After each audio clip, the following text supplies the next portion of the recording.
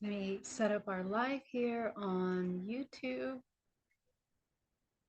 There we go. Wonderful to see you guys here in the Zoom and on live as well.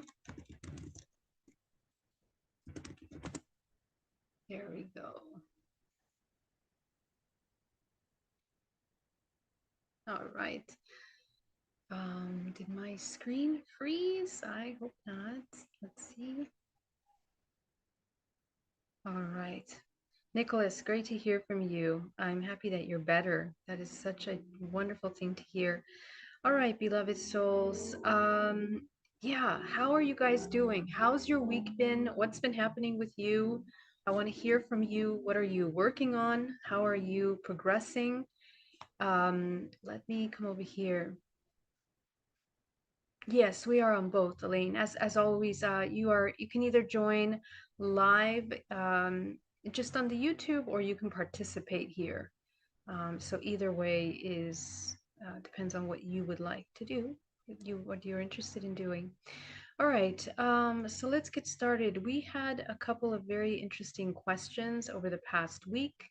Today I want to touch on a couple topics. Yesterday we had our negative experience workshop, which is basically looking on blockages and very parasitic experiences. For example, when we're connecting up or having some kinds of experiences interdimensionally, and we start connecting with, beings that are of lower frequency, anytime that we are having those kinds of lower frequency experiences, how to navigate them, how to work with that information. So one of the important things about that work is that we begin to remember how to utilize our energetic hygiene, and we went really deep into that. And I think this information is important for always, including now. But one thing that I want to mention is that there are so many things happening in the world, and a couple people were asking me about, focusing on world events, so much chaos and destruction that is occurring in the world. How can we navigate and support that better? So there are a couple things that I will address today, one of which is working with the energy systems of the planet, and how we can connect to that information, how we can channel and access that information in order to activate higher octave timelines for the collective. And I've talked before that the selection of timelines is really about clearing our ancestral blockages, our ancestral trauma, opening up space so that we can anchor source energy into the body. And through that alchemical process is actually how we heal the collective. This is actually the key and the invitation that I really try to teach in many different ways. How can we learn to heal this ancestral blockage collectively? So the invitation is really that we understand and learn a little bit about how our bodies function, how we project reality, how we are co-creating from the core of our creation. And anytime that we are, out of alignment or out of harmony, or we are disconnected in a way that we are confused, lost, depressed, it's important for us to come back, to return to the self in order to really assess what is happening there. We are our own source of healing. We are the own source of information. And that's another part that I want to talk about today that is very connected to earth healing, which is connecting to the Akashic records. The Akashic records is basically the field of, of the infinite information. It is also the holographic projection of our holographic DNA. So whenever we are connecting to the field, we are connecting to the history, the ancestral history of our bloodline, and also the world. So in other words, we can access information about world history. We can access information about what's happening here now on a higher level. And this is a source of information that is available to every single person if they connect, if they are allowed to connect in allowing themselves to purify all of the filters that really block your ability to see truth. Um, you see, in the present moment, when you come fully into the present moment, you'll discover that, you know, there isn't really a lot going on in the present moment. It is very calm. It's very stable. And if you are in a state of observation and not in a state of survival, most survival states is that your thoughts are in the past or you're afraid of the future. So anytime that you come into the survival mechanism, you're not in the present moment.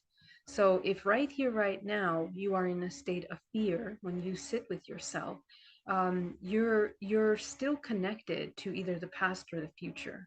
When you train yourself to come fully into the present, and you disconnect from the fears of the past and the future, and you bring your energy, your attention, your thoughts, to the present moment, and into, you switch from judgment, okay, because you can only kind of assess your survival based on the past and the future if you're judging what is happening around you. If you are creating a separation between yourself and the things that are happening around you, that is the core focus of suffering, right? So whenever we create this kind of separation between ourselves and the other, we are going to suffer. We're going to feel alone. We're going to feel overwhelmed. We're going to feel helpless. We're going to feel like there's nothing we can do. And those emotions are they're a part of the ego system. The ego needs those emotions in order to feel as if it has a purpose, and they're essentially that feeling of having a purpose. It's a biochemical addiction to being in a state of stress and anxiety.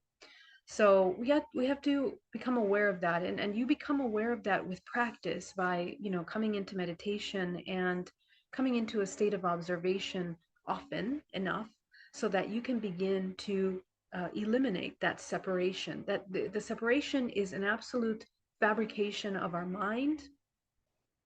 It's an illusion.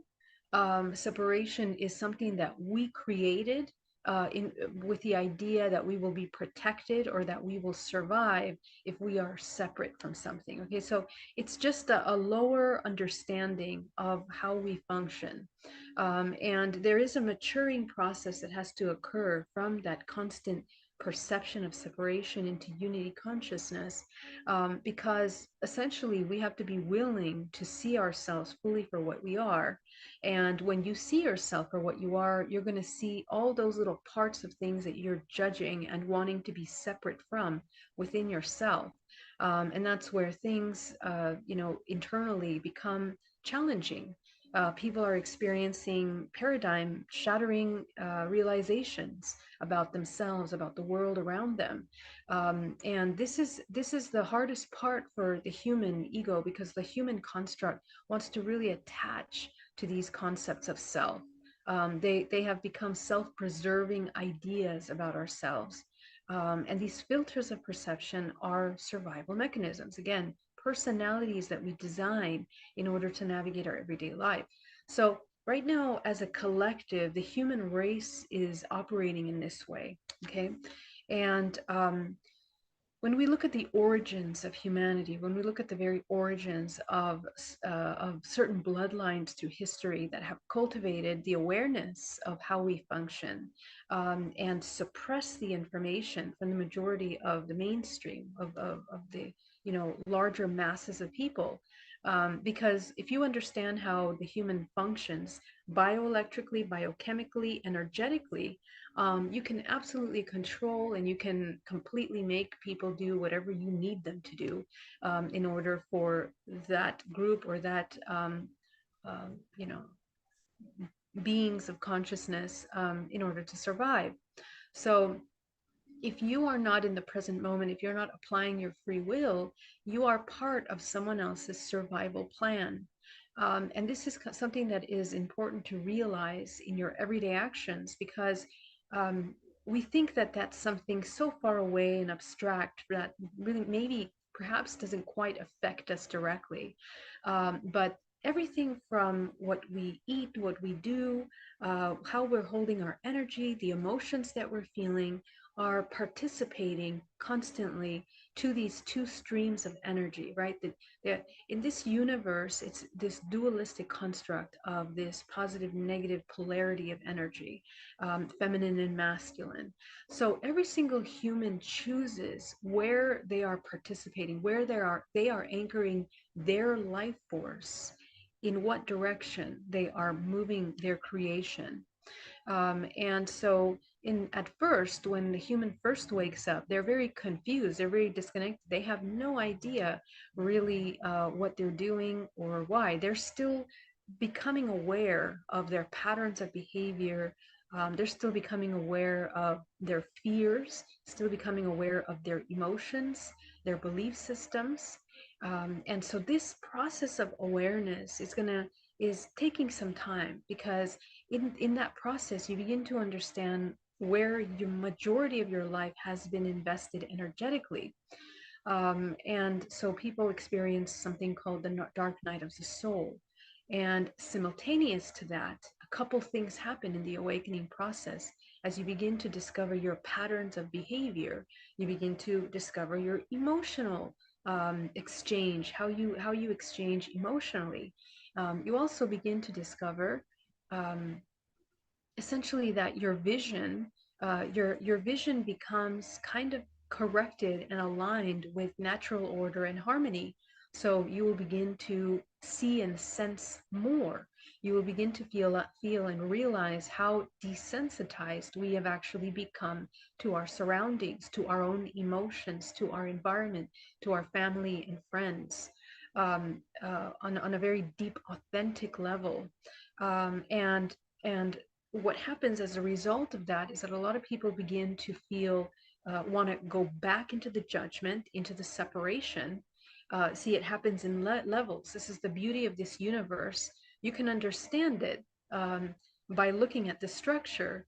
And hopefully that understanding will help you move through these difficult cyclical patterns of where we come into contraction and expansion in a cyclical manner. Okay.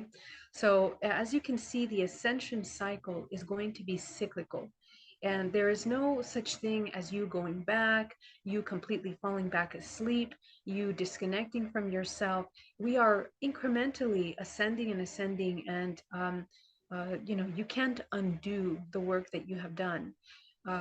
It can seem that way, but it is necessary for us to fall into deeper states so that we can uncover the subconscious mind and what is lying in the subconscious mind, especially as we're moving through heavier and stronger frequencies collectively. This information will become more available to you as we move forward. And what that means is that we have to build resilience in our ability to manage this kind of uncomfortable information that we discover about ourselves. Part of why a lot of people feel that they want to stop doing the work, or run away from these experiences, is they have a hard time um, allowing themselves to accept truth, process truth, embody truth in a way that is neutral. We want to return back to judgment, and that is a survival mechanism. It's part of the reptilian brain.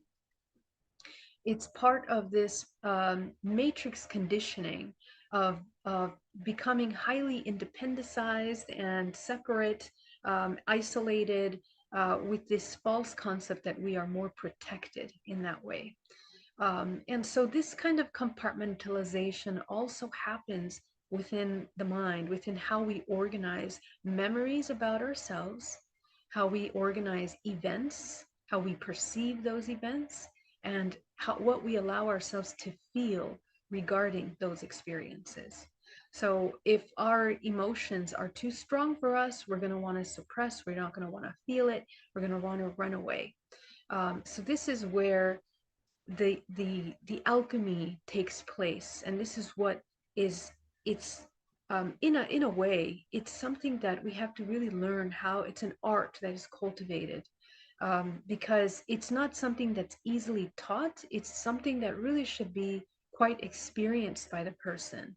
When the person allows themselves to experience and explore love and really challenge their understanding of love. This is my invitation to you this week. Um, how many times in your life have you truly felt unconditional love? How many times in your life have you felt true care and compassion for your physical body, deep connection with your body? And are you able to return back to that feeling in a way that you can bring it up at any moment? Okay, so it's easy for us to remember traumatic moments. Some of us are stuck in rewind and replay of traumatic moments. And this is part of absolute matrix conditioning within the body, mind, and the energy structure of the body. Our human bodies are complex, multidimensional energy systems. When we are incarnating into this planet, into this construct, we are basically falling by the laws of the universe, which is operating by the Fibonacci sequence of fractal form, self-similar systems. And part of this system is the cyclical movement, how things move in cyclical order. And so what happens in this construct is that we come in to this repeating, repetition and repetition, cyclical. Whenever we go back to sleep, whenever we go into hypnosis, how is hypnosis done?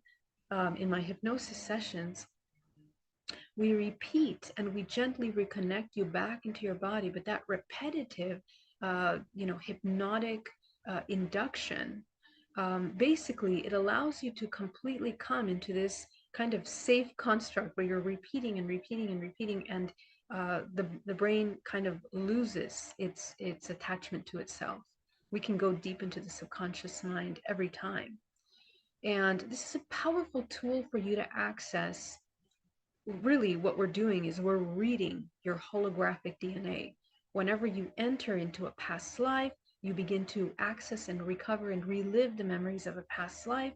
You can access those memories and you enter into reading the memories that are encoded in your field. So all this information is accessible for you in the field. So part of this incarnation cycle is that if you are maintained unconsciously repeating, and what we're repeating from is our ancestral lineage. So everything our ancestors have experienced, we are just continuing that repetition until we wake up consciousness and we break that pattern. But for many of us, it's difficult to acknowledge and to recognize those repetitions. So meditation on a daily basis in a state of awareness, and especially presence throughout every moment of your day, coming into the present moment, is the key to breaking repetitive unconscious patterns. This awakening state allows you to recognize when you are pulling from those unconscious repetitive states. And I really invite you to get very curious about your repetitions, because you might think that your thoughts and your ideas are very maybe innocent and not really that important. But everything from your belief systems about how you feel about yourself, how you feel about others, the choices that you're making, how you're making your choices, how you are, choosing everyday activities. It's a very fine line between survival and co-creation. Okay, and co-creation looks like something very different.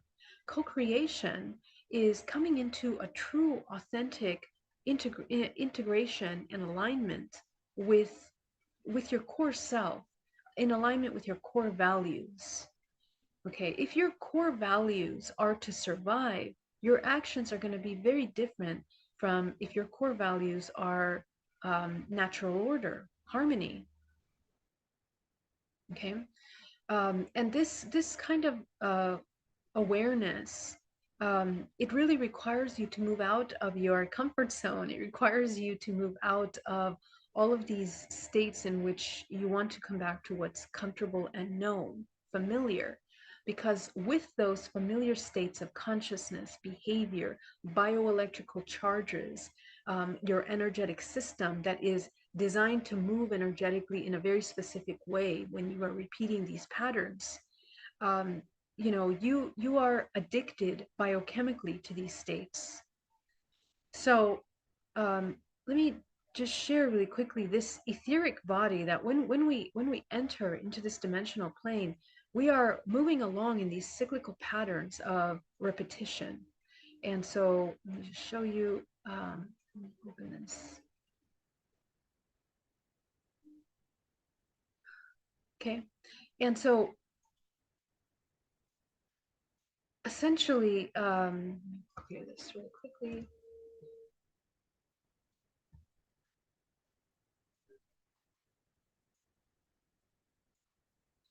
So your field, this toroidal field, right? This toroidal field that we have in our body is made up of many, many, many bodies, right? Right now, as I mentioned, we are moving from 13 energy bodies into 24. Okay, and this has been progressively occurring for the past 7 to 8 years.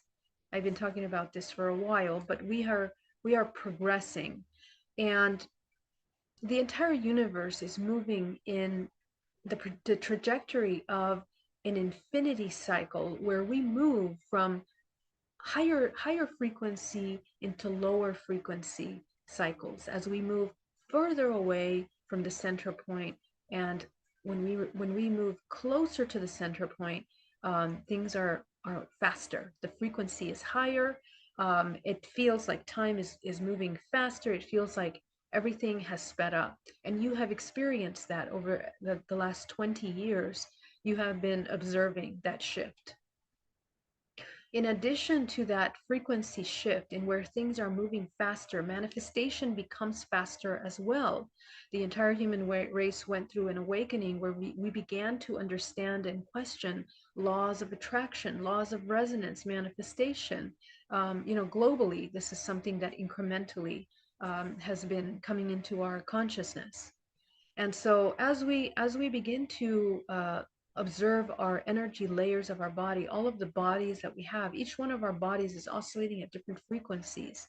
Wherever you are holding stagnant energy or you are overactive, especially in your chakra bodies, this will dictate the filter of perception of your reality. Okay. But the other thing that happens is that your chakra bodies are mirroring our parents' chakra bodies. Okay. So mom and dad chakra bodies, because again, the whole emotional memory system, the way that emotions are memorized, and that memory is bioelectrical history. Okay. It's a bioelectrical record. Memory is bioelectrical, and it is stored within the morphogenetic field. You are emerging from that morphogenetic field. Your ancestors have emerged from that morphogenetic field, and because time does not exist, we are simultaneously coexisting to our ancestors, in the same way that we are coexisting here with our current family that is, embodied. We are coexisting with them, we are co-creating with them. So nothing dies, nothing is eliminated, nothing is removed. Energy is the law of energy. It never can be destroyed. It can only be transmuted. And the transmutation process is only shifting from one octave of frequencies to other octaves, the ranges of frequencies that we are moving through. Everything is moving through.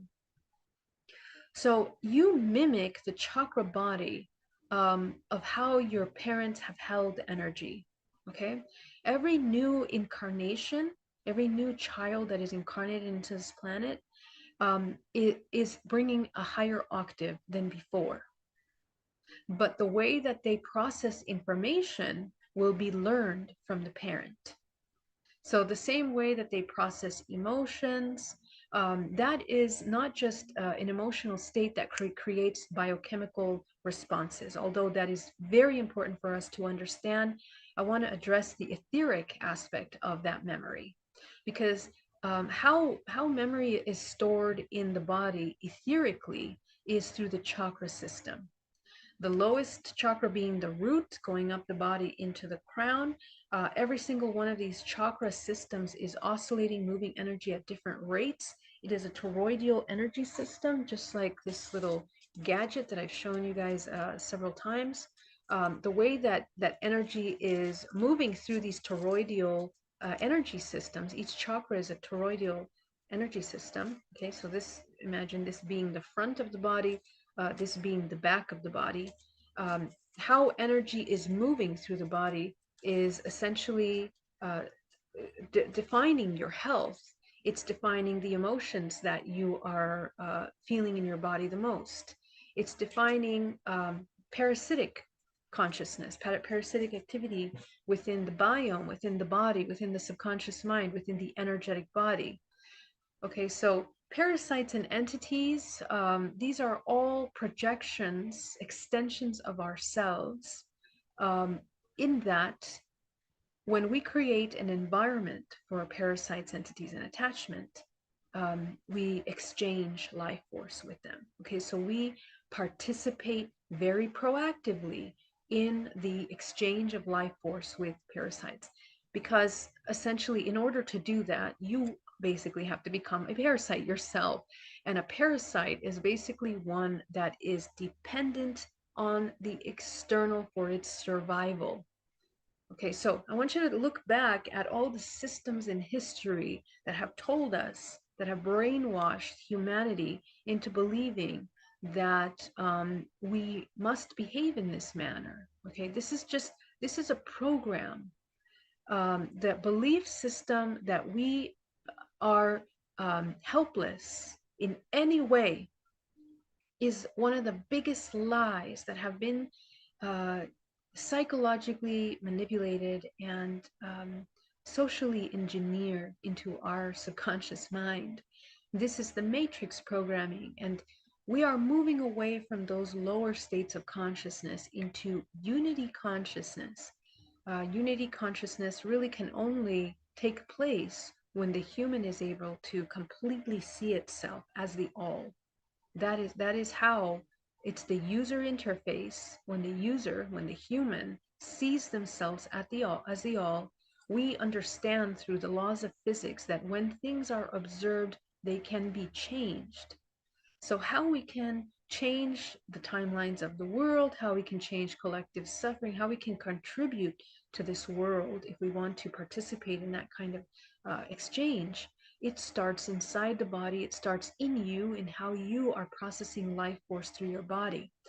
Really, truly, you can't really be much service to the external world if you are in a constant state of depletion of your own life force, because you are like the empty cup that is just depleting and emptying its life force out of its body constantly.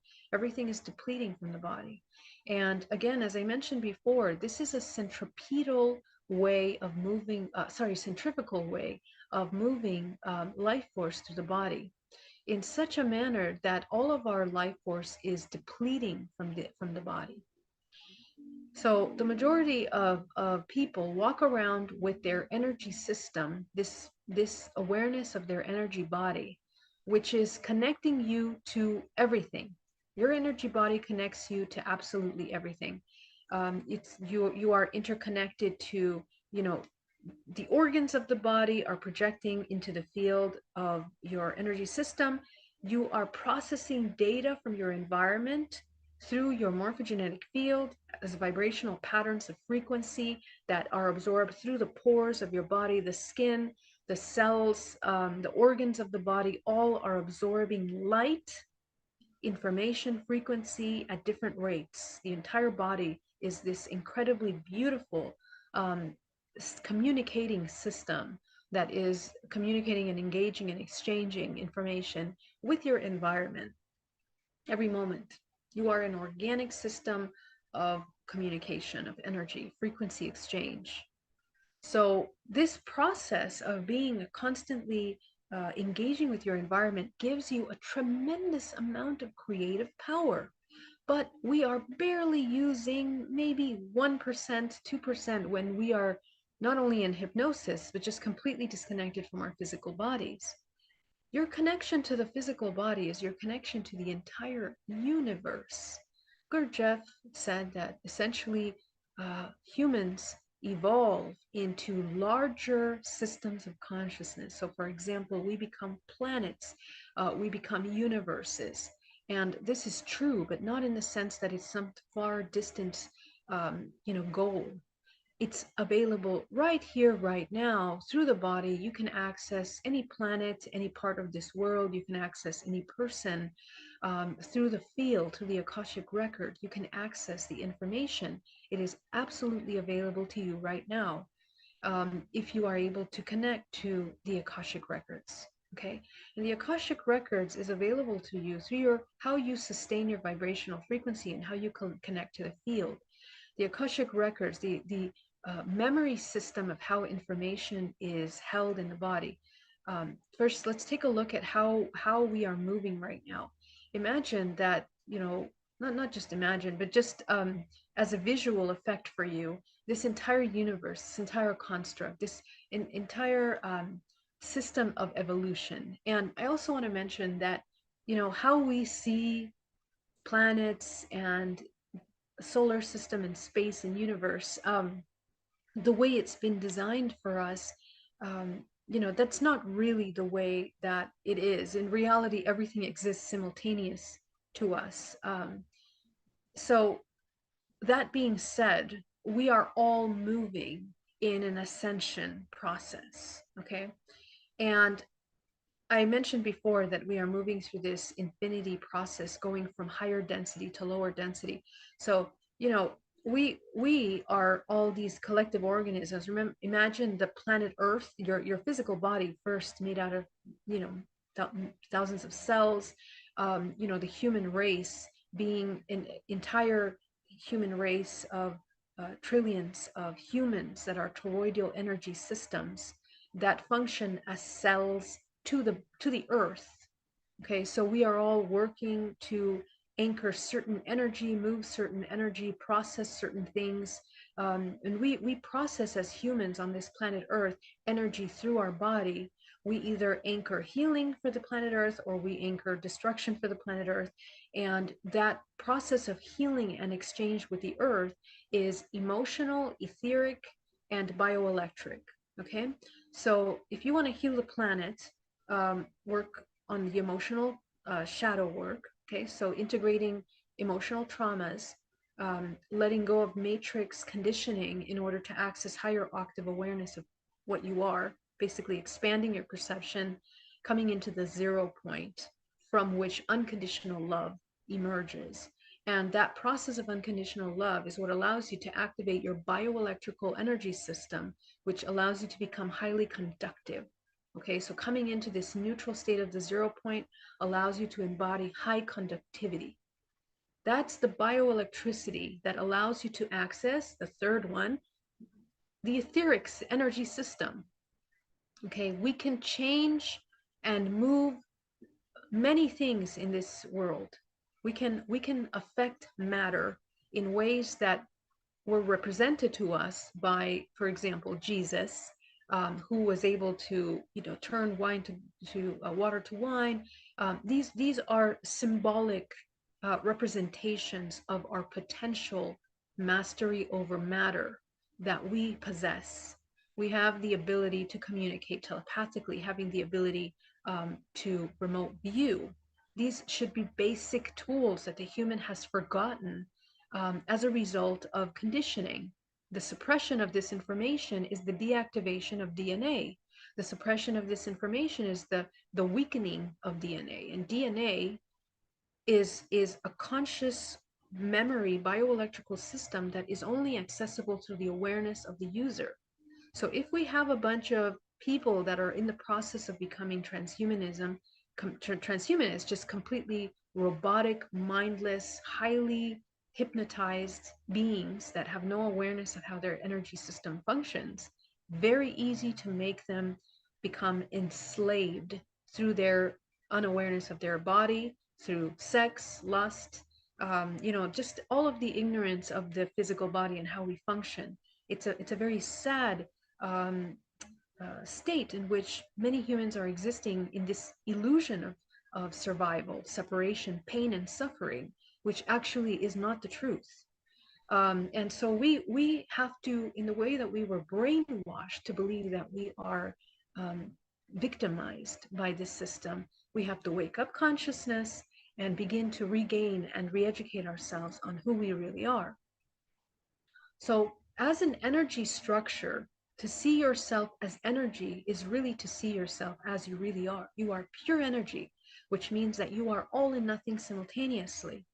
As we move and progress through these higher octaves of evolution, um, happening simultaneously, once again, in many dimensions, and you can move and you can be any one of these little dots. These little dots is just a representation of toroidal energy systems that creates a field of quantum non-locality. We can interconnect through entanglement anytime, any place we are connected through the field. Okay, so right now this energy structure of the body is moving from 13 energy bodies into 24 energy bodies. So moving up the scale of how information is organized in this universe means that you are able to access higher bands of frequency. You can travel into higher dimensional plane and remember. That's the key that is different now. More people are going to be remembering because collectively we're entering into a higher octave. This means higher conductivity, higher bioelectrical availability for the collective. And when that happens, the veil drops. The veil becomes thinner and thinner and thinner. The more highly conductive you are, the thinner the veil becomes. The more you can see, the more you can sense, the more you utilize this magnificent system of intercommunication. Your range of visible light begins to expand, which also means that your emotional range and your ability to see interdimensionally is also expanding. So what happens is that the human, as we move into 24 dimensional bodies, we have more access into those. You begin to have access to you know frequency rays of light that move through the body etherically, and the key is that the human learns how to become highly conductive so that they can recover the memory. What makes these experiences valuable and important is that we recover the memory. That is actually the true definition, if you would say, of ascension.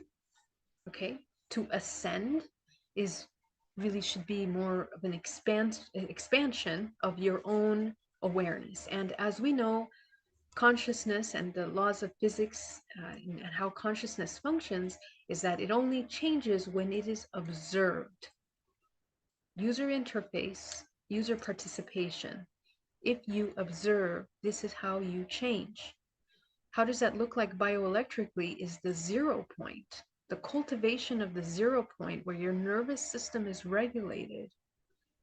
Okay, and you are working proactively with the chakra bodies that are allowing you to process information and energy from a neutral perspective, because the neutral is a highest frequency that allows energy to move in its pure form through you, because you are no longer believing that you are just this physical body. You see yourself as energy.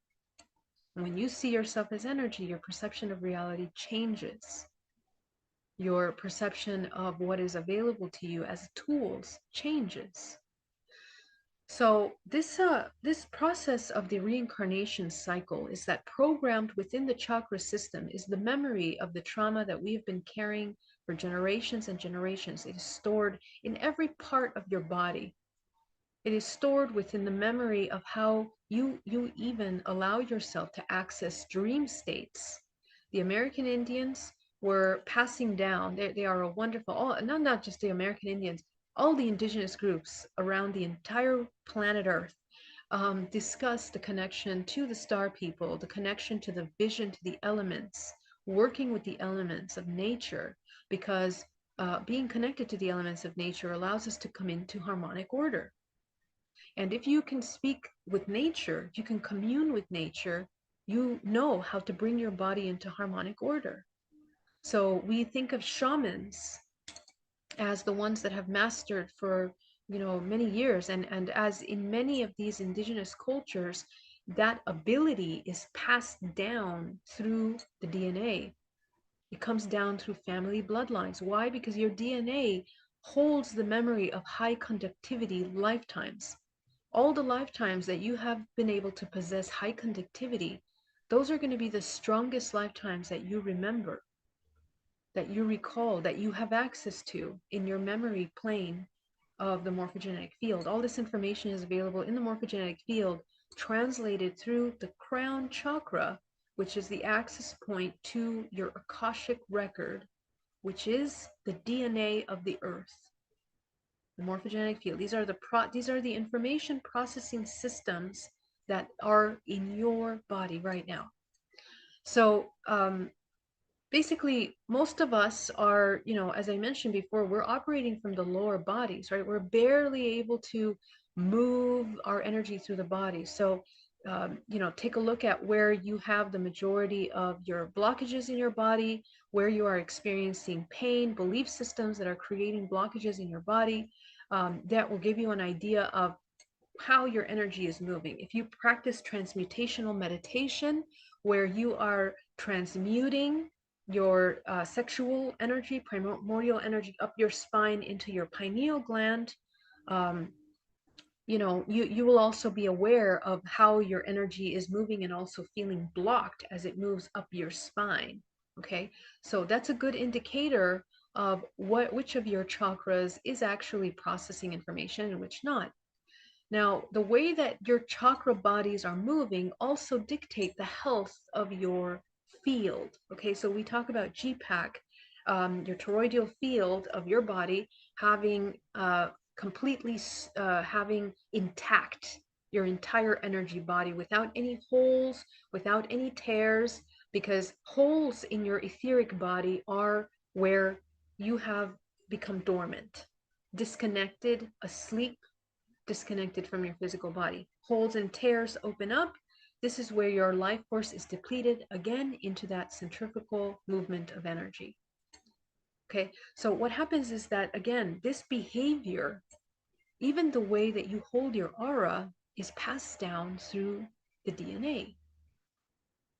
When we talk about healing, when we talk about integration, when we talk about looking at your trauma in order to heal and reintegrate, we are literally talking about you are reading. When you go into DNA reprogramming, for example, and you're remembering a childhood memory, in this moment, you have opened the portals of your DNA to read the bioelectrical memory that is held within the morphogenetic field. And you are accessing those memory points that allow you, either block you from how your energy is moving and tear and create holes in the etheric body, in the etheric field. So the memories that you most remember, if for those of you that keep repeating trauma, like it's your anthem, it's your identity, everywhere you go. When I was a child, I was abused in this way. Why didn't you do your homework? When I was a child, I was abused this way. Why didn't you, go after that relationship? When I was a child, I was abused in this way. I hear this every day in the sessions, and it's very interesting. It's very interesting from the psychological etheric perspective, because what happens to people that repeat their trauma in this way, they have these blockages in their field. When you look at their etheric body, what do they look like? So you have the etheric body. Most of the energy is concentrated in the lower half of their body. And then around the morphogenetic field, you see dark spots of contraction of energy. That's how the etheric body essentially looks. And so people walk around with this kind of energy body everywhere they go. Everywhere they go, they carry their stories of suffering and pain with them. And the human cannot progress. Of course, it's going to create a very powerful filter of perception. And what happens is that since you create your reality, you attract experiences, people, places, and things that are in resonance with what you're carrying in your field. So if we're deeply disconnected from the energy body in such a way, what is happening in this cyclical block is resistance. Resistance. We simply cannot accept our past. We cannot accept what has happened to us. We cannot accept what people have done. And basically, this is this is part of, spiritual maturity, that part of the healing process, part of becoming truly sovereign, truly being able to apply your free will, is the ability to understand on a very deep level what compassion is. Compassion is not for the other person. Compassion is an entire restructuring of your energy body towards yourself, for yourself. When you embody compassion, you are expanding bioelectrical networks that allow you to unite with your field and those around you. If you are not embodying compassion, you are blocking. And essentially, the energy body becomes hard and stiff, and it's like blocked. Energy can't move. You can see some examples of etheric bodies that has been depicted. I'm not sure about the source of this image, but it's a wonderful depiction of how energy moves through the body. And those of you that are developing your vision can kind of use this as a reference to see what you are picking up in yourself and in others when you're healing others and when you're healing yourself. When you begin to tune into your body and you begin to notice where you are having a hard time visualizing your field, that is where your energy is leaving your body. It's also where you have cords. It's also where you have attachments. It's also where you have leakages. This is also where you can take in illness in the body. Remember, you are like a router. We are giving and taking information simultaneously. So your level of awareness with yourself, is basically defining how you are exchanging, the quality of your energy exchange with everything around you. There are no dormant states.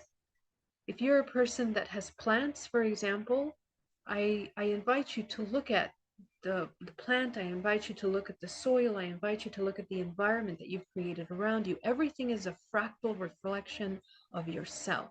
I invite you to look at your home.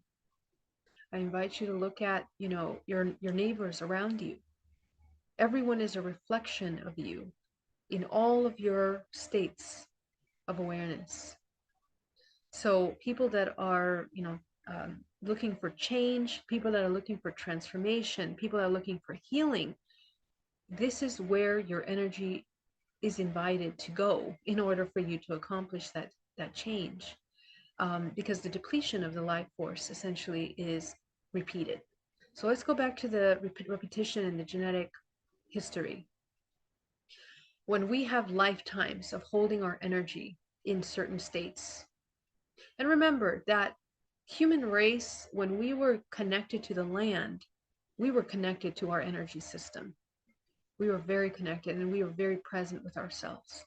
But over time, as we experienced the industrialization, and all these systems that come into play of societies being built around us, becoming more enclosed into cement boxes, wooden boxes, away from nature and these natural systems, we forget and we become ill.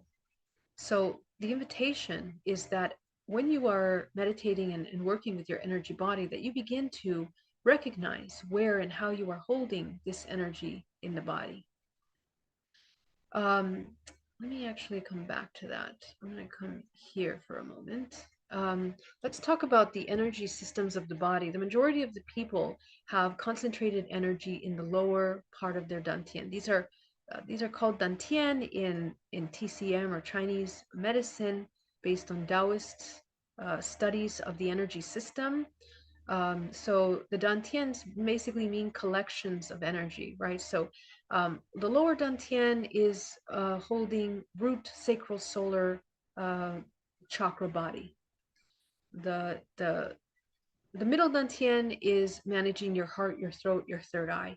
And the upper is managing your third eye, your crown, and then your source chakra. Okay, so this is the development of the spiritual energy. The majority of the people have this lower frame of energy completely expanded and overactive. So I want you to observe that your patterns of behavior that you're trying to break in your life, that you're trying to heal, you're going to find them that you are repeating traumas and behaviors of your parents and of your ancestors. Okay, so in order to alchemize and activate DNA, you need to first become aware of the pattern. You need to observe yourself throughout your day in how many times you are repeating that pattern. And it's not just an action, it's the way that you think, the way that you feel, the way that you react, the way that you respond, the way that you survive. If your survival is rooted outside of your ethical core, chances are you are experiencing suffering and you are also causing suffering to others. So how you manage survival is really the key to whether you are accessing a higher octave of consciousness. And eventually, as we move towards deeper awareness of ourselves, it also changes how we survive. And I've seen it a lot in our world. No longer is it okay to just hurt other people with unconsciously and just be like, oh, I'm just trying to do what's best for myself. It's no longer accepted. And we see that a lot in our world with how people seem to be, you know, pointing out these things. So the invitation is that we begin to understand the quality of our existence. Is your quality of existence creating suffering and repeating the ancestral blockages of limitations of our ancestral lineage, or are we coming into harmony? The cyclical incarnation cycle is occurring through those choices. When you choose to repeat your ancestral limitations, you are choosing to return into incarnation cycles of parasitism. And in the same way that our children, those of you that have children, those of you that are planning to have children, and it doesn't even have to be biological children, it's the children that you help raise. We are influencing etherically, emotionally, bioelectrically, how they hold and how they learn to hold life force and anchor it into this planet Earth. That's what we are teaching. We are teaching humanity how to move life force through the body into the planet. If we are not aware of how to move life force through the body, and our body is contracted, blocked in all the energy bodies with the inability to fluidly move life force, this is how we block the healing of the planet Earth and the changing of the times. Remember, as a creator state, you are either in separation or you are in unity. Okay, and how this looks bioelectrically is the cultivation of the balance of your chakra body, regulation of your nervous system, 0 point in which you're becoming highly bioelectrical. All of that is available to you in a state of stillness, observation, non-judgmental observation. From here, from this stillness, from this beautiful state of neutral observation, emerges compassion, first for yourself and then for the collective. Everything, everyone, from murderers, killers, to the most innocent little animal that exists on this planet. We are unified. We are one consciousness. as we continue to see the world as separate, we are continuing this cyclical perception of destruction in the world. So, for those of you that feel very strongly about the pain and the suffering in the world, my invitation is that we redirect the attention to your internal universe, how you are holding emotional energy within yourself. We can change the trajectory of this planet Earth if more of us were to come into this, the cultivation of the 0 point, and come into true creation, true co-creation.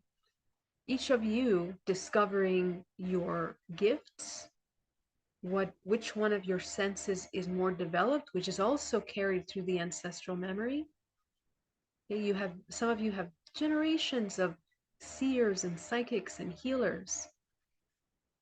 All of those gifts are available to you right here, right now. So as we begin to cultivate that 0 point, that you recover that memory, becoming more conductive is allowing the human race to become more conductive. And one of the things that is really important as we move into this new era of technology, this new era of information and ascension frequency, is that we learn how to cultivate higher conductivity as an entire human race, which will help us connect to higher advanced models of civilization that we want to anchor into this earth, which is using technology in a way that is harmonious for the planet and for ourselves. If our survival is based on the wrong set of ethics, the direction we are taking as a human race is to destruction. But if we come back into harmonic order, if we come into alignment with nature and the natural systems of regeneration, if we learn to heal ourselves, mind, body, and soul, we no longer will be willing to kill for our survival, for our well-being. And that instinct is something that is a primitive part of a primitive society, primitive human race, which we are moving away from at this time. We are invited to evolve from. So as we're moving through these systems, let's try to embody that. I'm going to jump into the meditation, and then I will take your questions. We have many, many questions. I'm going to answer them at the end. Go ahead and allow yourself to get into a nice, comfortable space.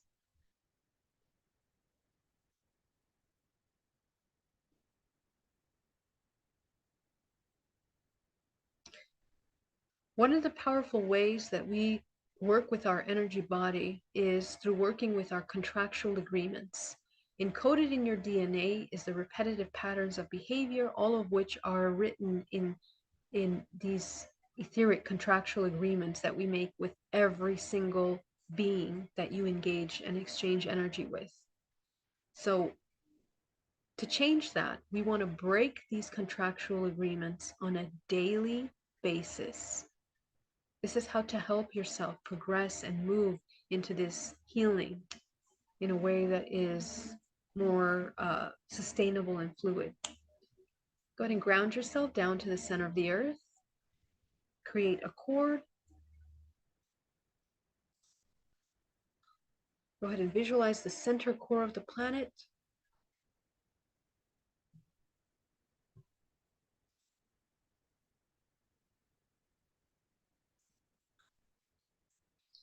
Create an energy connection from your body all the way down to the center core of the planet.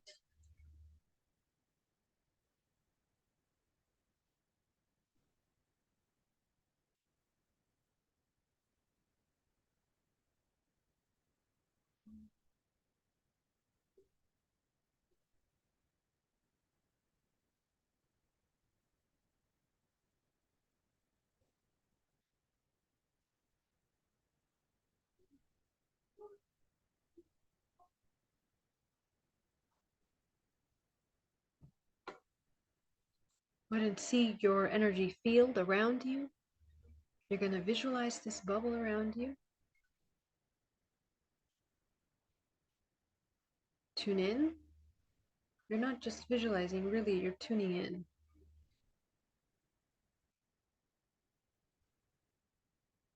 You're sensing your energy body. And just go ahead and notice where it feels difficult to sense, feel, know.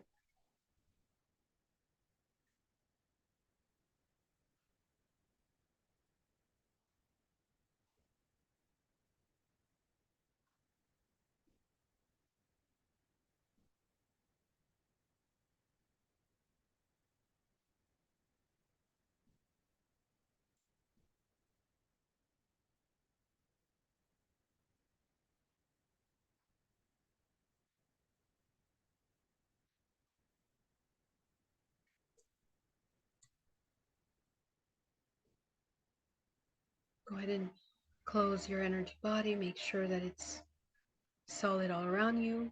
Basically, you're collecting your energy. You're collecting your awareness. Go ahead and cut cords with people, places, and things right now that you're attached to mentally, emotionally, physically. And call back your energy back into your body.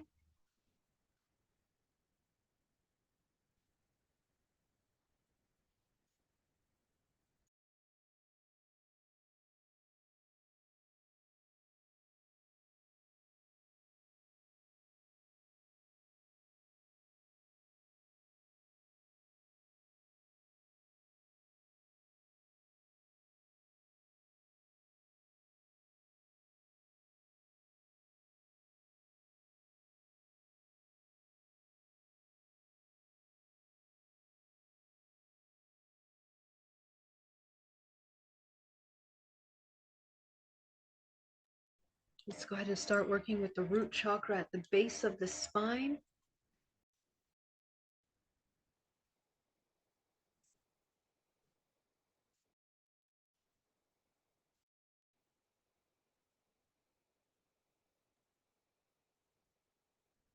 Go ahead and shrink that root chakra down to the size of a dime.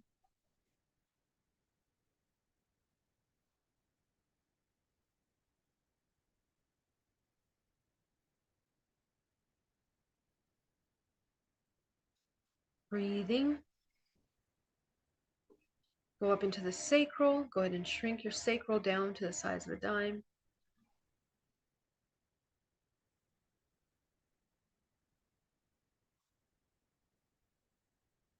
Go up into the solar. Go ahead and shrink your sacral down, your solar down to the size of a dime.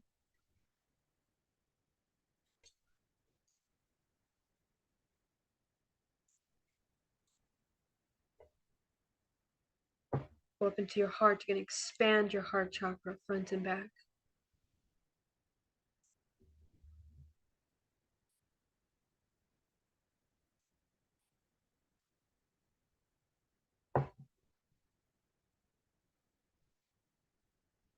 Go and expand your throat.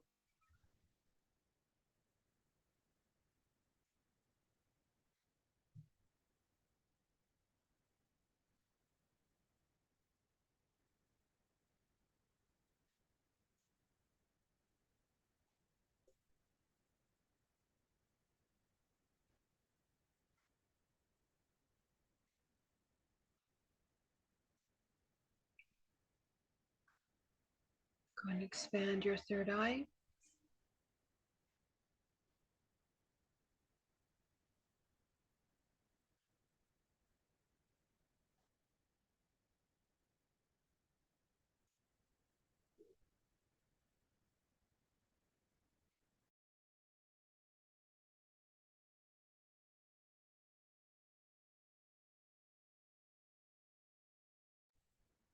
Let's go up into your crown, expanding the crown.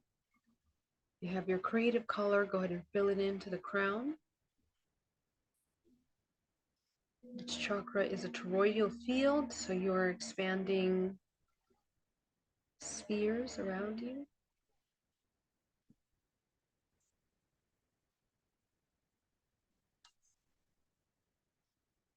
Okay, let's go deeper. I want you to visualize a frequency that represents healing for you.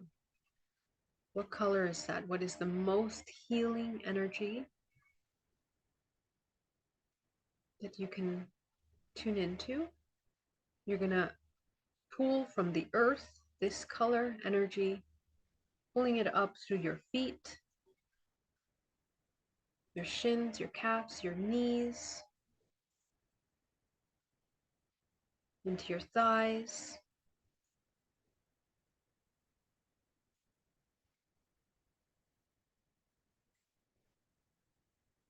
into the solar plexus, creating a vortex of energy at the center core of your body.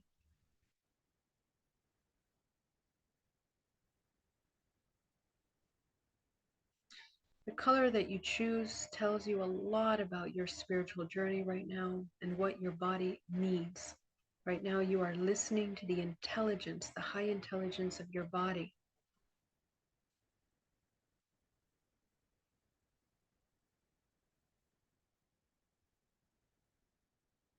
From source, go ahead and pull down a powerful ray of gold cosmic energy coming down through the crown of the head, down your spine, combining with this healing frequency color at your center core. Go ahead and mix those two colors, those two energies all around you.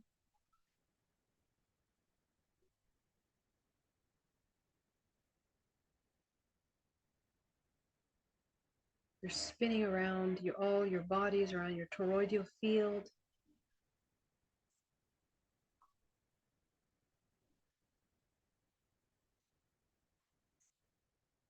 We're going to take 10% of this combination and we're going to send it back down to the center of the earth. Go ahead and create a channel of elimination from your center core down back into the earth.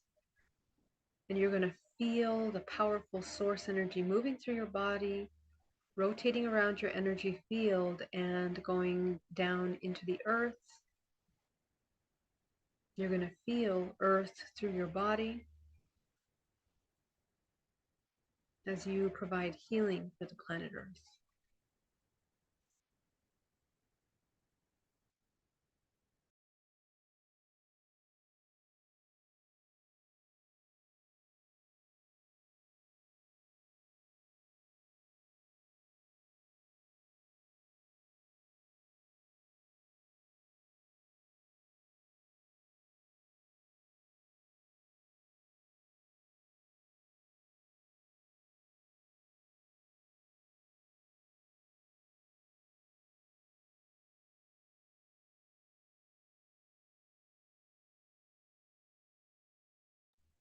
Let's go ahead and take 80% of this combination from the center core up your spine, from the crown of your head, coating the outside of your bubble, outside of your field, as if coating the outside of your sphere with this healing energy and cosmic energy, healing your relationship with the matrix.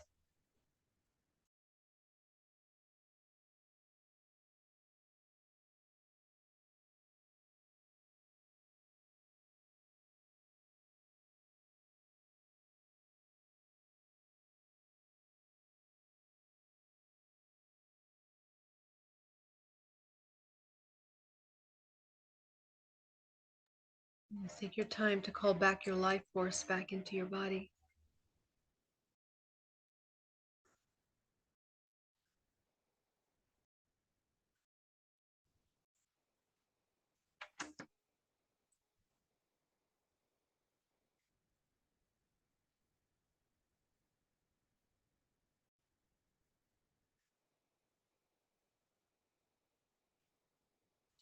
You're going to take that final 10% of healing energy and gold energy, and you're going to infuse it up your spine, and from your spine and the crown of the head, you're going to infuse it into the body through the pores, into the muscles, into the tissue, into the bones, down into the cells of your body, the organs,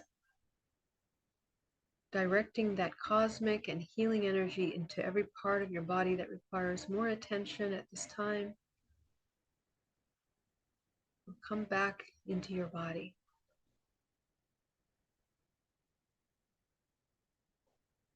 Connect with your body.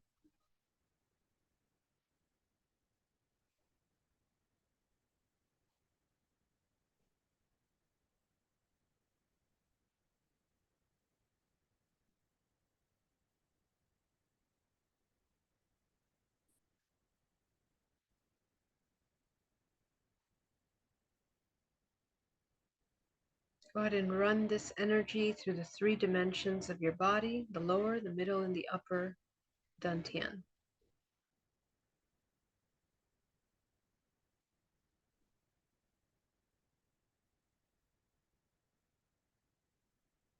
And you'll gently notice any parts of your body that feel resistant to moving this energy fluidly through. Just bring your attention and focus to those parts of the body as you unblock.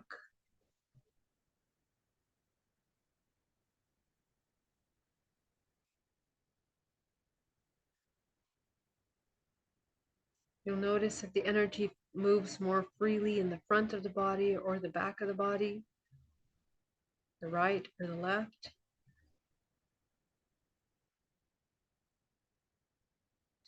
Every part of your body that it feels difficult to move energy, that's where your field is torn. It's where you have holes. It's where you have attachments. It's where you are unconscious.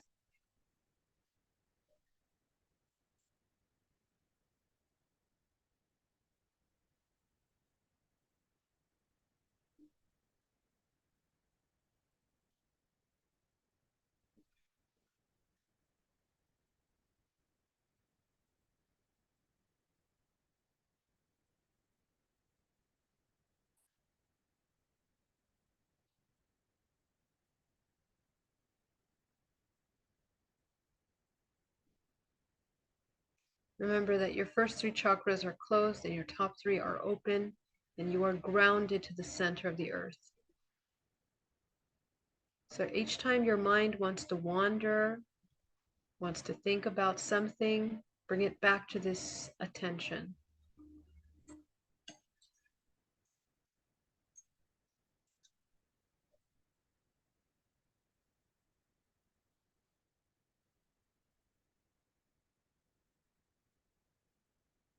You're going to go ahead and clean your energy bodies. Visualize 13 bodies. You're going to clear them out. You can start clockwise, moving around the body from front to back and back to front, all around. Imagine that you have a bubble full of dirt or bags of garbage or dark clouds. And you're going to visualize a vacuum underneath your body that goes down the opening of the cord into the center of the earth. In the same pathway that this energy is moving down the center of the earth, you can direct and push all these blockages down towards that runway of energy, which will help clear it out.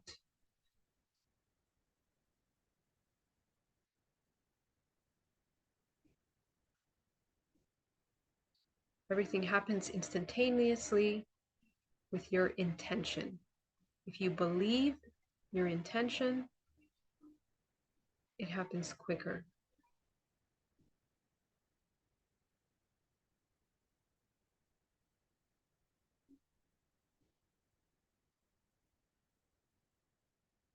Make sure your nervous system is calm, your muscles are completely relaxed.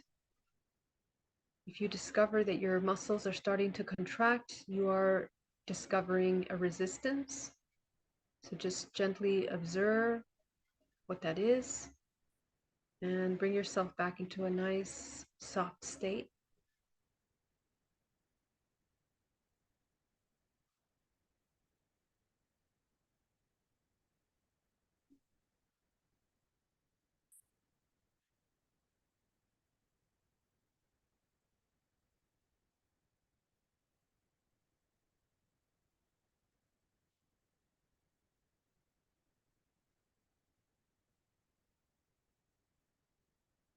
You'll notice that it's easier to come to the 0 point when you clear your energy body.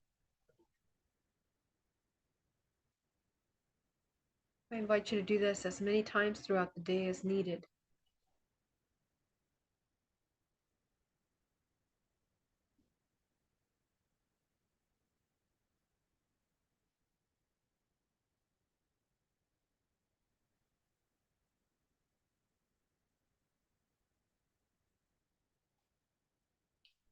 Go ahead and begin to review yourself over the past 24 hours, and I want you to acknowledge what is the emotion that has been the strongest for you over the past 24 hours.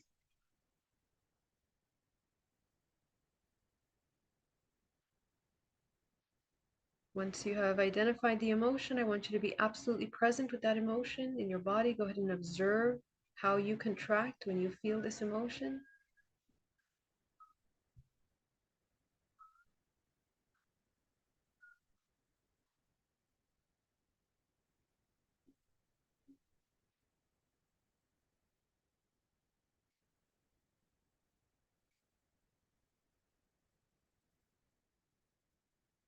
As you continuously observe these strong emotions, go ahead and allow yourself to notice what comes up. Select the strongest emotion that has come up for you. Embody that emotion and begin to observe what begins to come up as you feel this emotion.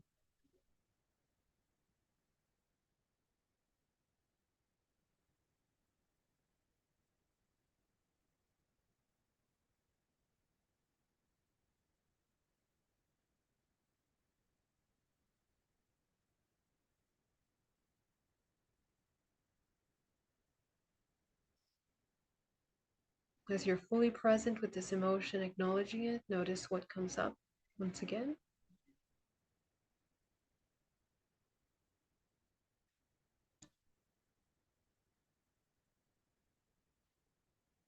As you feel that emotion in your body, I want you to notice what emotions come up.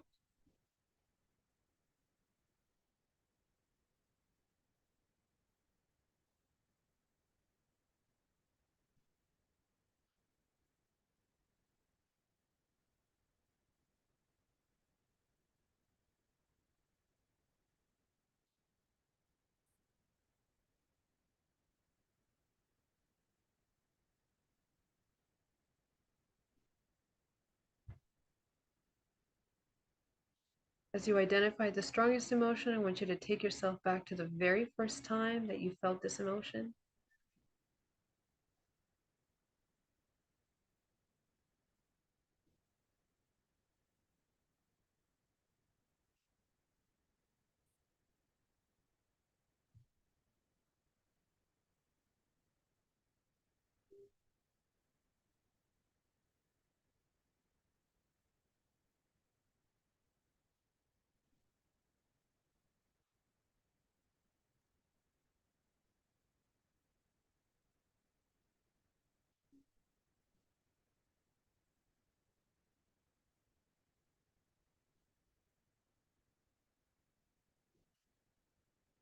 Take time to observe how you are reacting to the memory.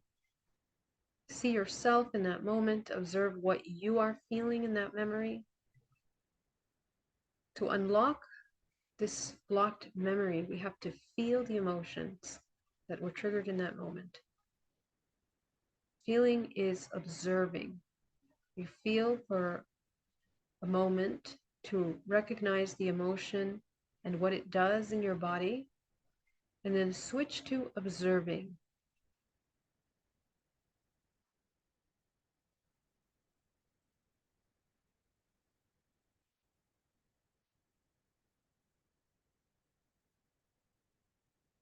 Begin to observe as you receive insights about why you are feeling this emotion, what triggered this emotion, why you believe this emotion.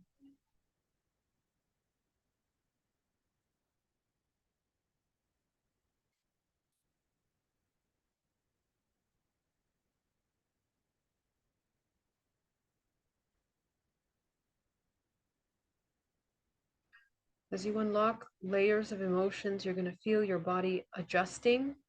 Don't resist the adjustments that your body wants to do. You are releasing memories of how you hold chakra bodies, energy systems, nervous systems, biochemical responses. So allow your body to adjust as needed. And just remember to release the tension in the muscles each time that something tenses up. This will also release more memory and more insight about this emotion.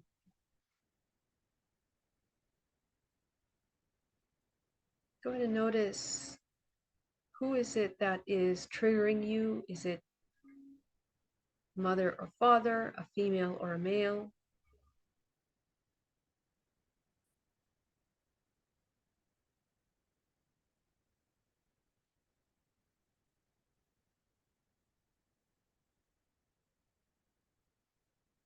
The sex of the trigger will help you understand how you manage your own polarity over time.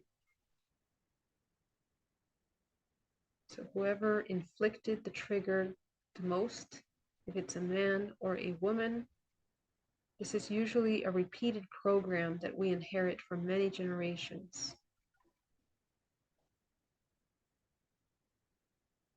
So just observe the wounding that is taking place, how it has wounded the feminine, masculine aspect of ourself. And I want you to acknowledge, what is it that you need in order to no longer feel the emotions that you're feeling in that moment, these negative emotions. If you are able to ask for anything you need in that moment and you would be given it, what would it be that you need?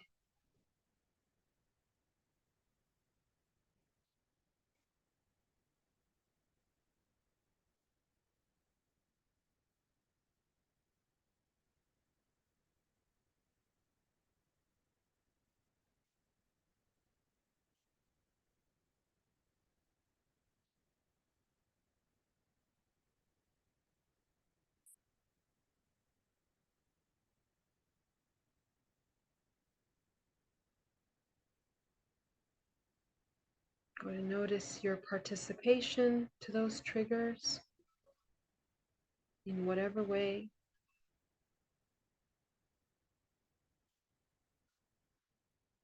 Beginning to observe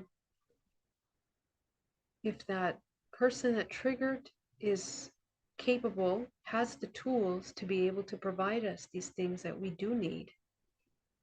Take a look, observing carefully, observing if they have the spiritual maturity or the emotional intelligence or understanding, if they possess compassion, if they possess presence, if they possess awareness, in order to be able to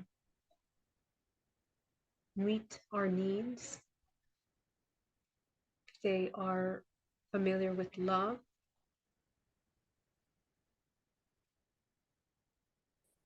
As you begin to observe, be mindful that you're not in a state of judgment, but rather observation, and that your nervous system and your muscle system is completely relaxed. Anytime you contract, you are resisting and forcing something.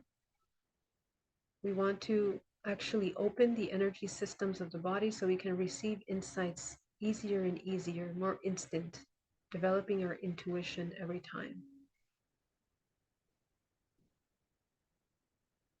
Okay, as you acknowledge the list of things that you need, we're going to redirect our attention to the self, begin to observe the self. What is it that you need from yourself in order to meet your needs in this moment, in this memory? Take a look at yourself. Just observe what is needed from yourself towards yourself in order to no longer feel this suffering.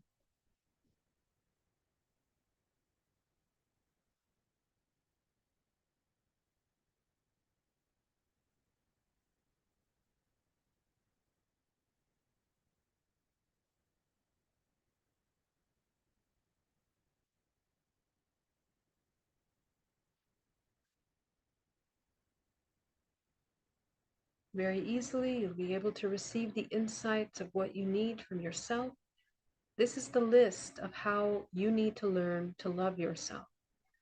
So everything on this list is something that we will now embody. So as you have your list of things, I want you to bring yourself into that state of what you're asking. So let's say that you discover that what was missing was self-respect. Go ahead and fill your body with self-respect.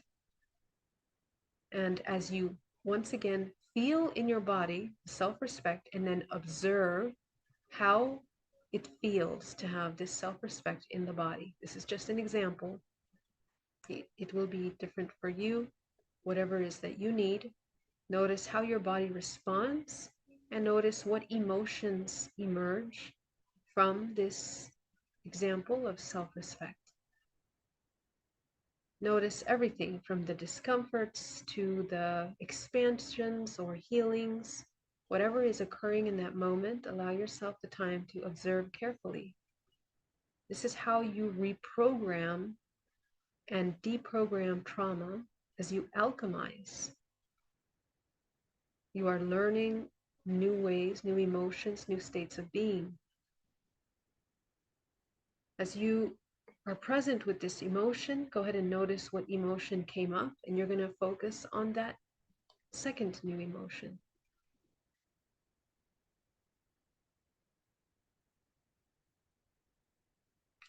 So if I use this example of self-respect, it can be that the emotion that comes up is peace. And now my body is filled with peace. So go ahead and allow yourself to fill your body with the emotion that came up. I want you to get familiar with it. Most of you, when you feel these high-level emotions, your body will feel like it's very foreign. Sometimes it'll feel like you're quenching a thirst. It'll feel like your body is being nourished or rested for the first time, like it's getting rest for the first time. So it begins, your body is speaking to you what it needs and how to meet the need. Okay, so let's say that from this piece now emerges a state of harmony and the ability to feel love again, or to feel safe enough to feel love. So allow yourself to be present with that emotion in your body. Right now you are activating your DNA.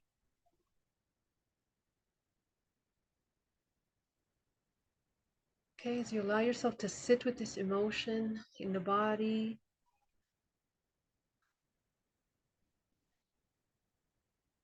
go ahead and see all the fractals of yourself throughout your life that have repeated this pattern and that needed this emotional information. Go ahead and select a color that represents these layers of emotions that you've discovered, that you are identifying. And you're going to infuse that color into every one of your fractals, noticing how they change when they are infused with this information.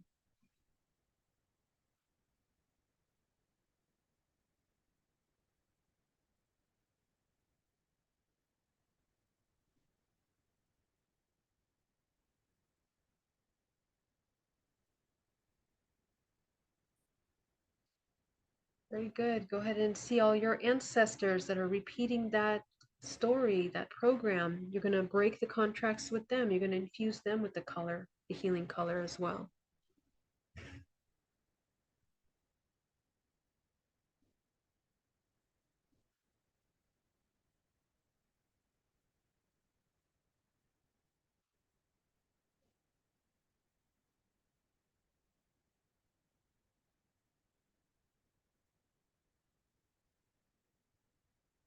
This is how you are alchemizing those energy points of memory in your field. Okay, go ahead and call back your life force from all the ancestors and past versions of ourselves that are playing out these patterns. Inhale deeply, exhale, releasing everything that does not belong to you. Go ahead and clear your energetic space once more. I want you to see a room full of karmic contracts that represent all the agreements that you made coming into this world to experience and learn. Go ahead and shine your crown on top of them and eliminate them out of the room completely.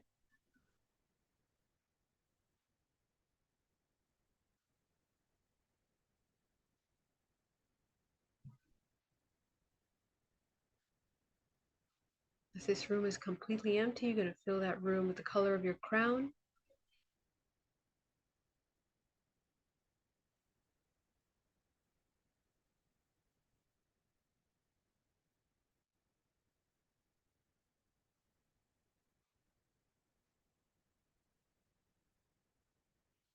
Go ahead and focus on the root chakra at the base of the spine. Go ahead and open that root chakra back into a balanced state. The sacral, the solar. You're going to close the heart just a little bit, the throat just a little bit, the third eye just a little bit. Expanding your crown. Go ahead and activate the 8th chakra. aligning yourself with your higher self and aligning yourself with source. The 9th, activate the 10th, 11th, 12th, 13, 14, 15, 16, 17, 18, 19, 20, 21, 22, 23, 24, and above you is a powerful white light of source. Go ahead and bring that source energy down into your body, anchor it like a pillar of light. And you have another pillar of light going in through your belly, out through your back, and around the perimeter of the earth. Go ahead and see these 2 access points of light moving through your body. Bring stillness and awareness to your body once again as you ground. And you're going to open your eyes, come back into the room. I want you to continue to see with your eyes open your grounding cord, your chakra bodies, your energy field. Welcome back. I want to thank you so much for joining me today. It was an honor to share with you. I am very grateful for your presence and the work that you're doing in this world. And I'm going to pause and answer some questions. If you have some questions, please put them in capital letters, and I'm going to try to get to as many as I can. So let's go ahead and see what I can answer here. Put your questions in capital letters so I can make sure I can read them.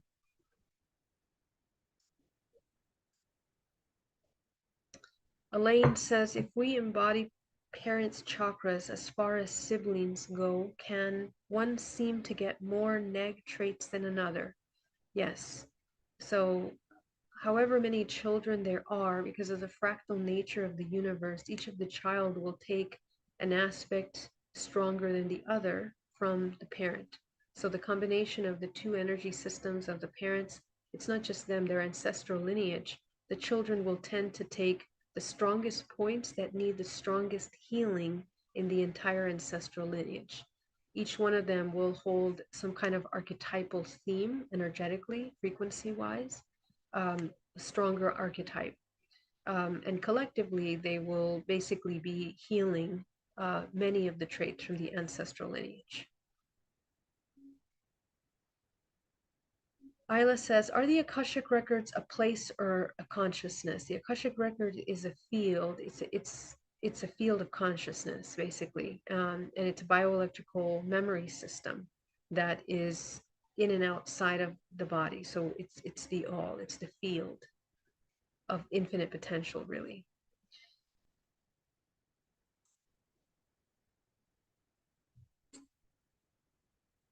Margot says, thank you, Geraldine. First Zoom call. I appreciate your profound wisdom. Thank you so much. I'm so happy that you're joining us today. Let me come over here to the YouTube.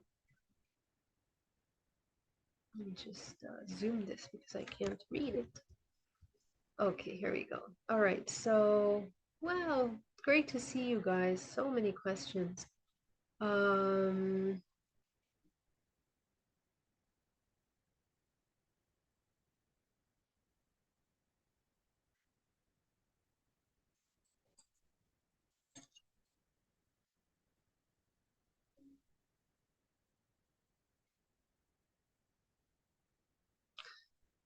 People who made fun of me in group settings when I'm doing this healing, are they receiving the benefits too? Why shouldn't even they get karma? I am unable to forgive. How to move ahead? So basically, anytime that we're experiencing judgments from people or some kind of, attacks externally from other people, first of all, we need to just observe our practices of judgment, to take a look at our relationship with judgment. How judgmental are we of other people, if at all? How do we practice compassion when we see imperfections in others? If we are very easy to judge and we're easy to, call on those judgments, that's going to be reflected in your reality. Okay. And then the other part is that really the reason why these judgments are coming up is because we have a strong relationship with judgment towards ourselves. So the invitation is to learn forgiveness in that you say that you cannot forgive, the forgiveness towards yourself first, because somewhere in there is a belief. If you are triggered by other people's judgments, we have a belief about imperfection or a judgment towards imperfections in our own mind.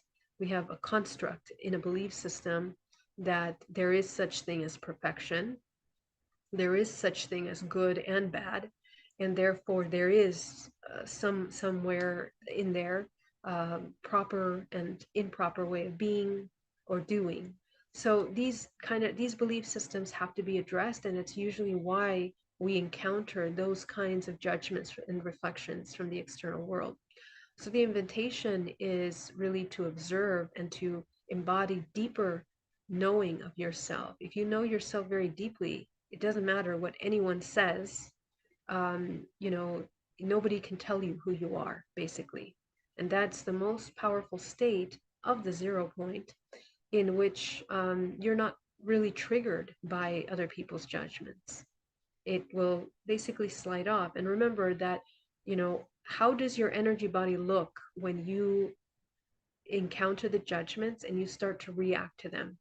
So immediately you're going to have holes and tears in your energy body, and you are linking energetically to the person that's judging or saying something.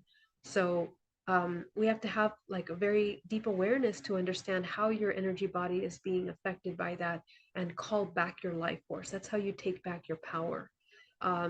Karma is simply cause and effect, and unfortunately the majority of the karma we inflict on ourselves. We affect suffering on ourselves simply by connecting and reacting in an unconscious manner. We are betraying ourselves, neglecting ourselves, abusing ourselves, judging ourselves, you know, maybe suppressing certain emotions, resisting our true authenticity, so many things. So it's a wonderful exercise to kind of begin to observe where we are in our self-knowledge. If other people's pain body's taken over, how do I deal with that? So, well, we don't. Other people's pain body is other people's pain body. Your body is your body. So if you're reactive, then we need to assess self-control. And again, everything is by resonance. So if we are attracting people that are triggering us in that way so severely, we need to, again, revisit our core values, our core beliefs around pain, about how we feel about pain, about our own pain. And when we integrate truly a traumatic experience from the past, you can talk about that experience, you can relive that experience in your mind, and it will not trigger the emotions that it once used to. That's how you know that you've integrated from an experience. We're not talking about resisting those emotions, suppressing or ignoring those emotions. The true alchemy is that you have received the insights and the wisdom behind that painful experience, where it's expanded your emotional range through compassion and love towards yourself and the event that happened. And that requires a maturing in which you're understanding the value of that traumatic experience for your development, for your growth, and you've turned that experience and that knowledge into true wisdom in your body. And so if you revisit that memory, you can watch it in a movie, you can see it in other people, it will never trigger again those painful memory emotions in the memory body. So that's how you know. So in the same way, if someone else's, you know, pain body is reacting and triggering, you should also be able to sustain that 0 point.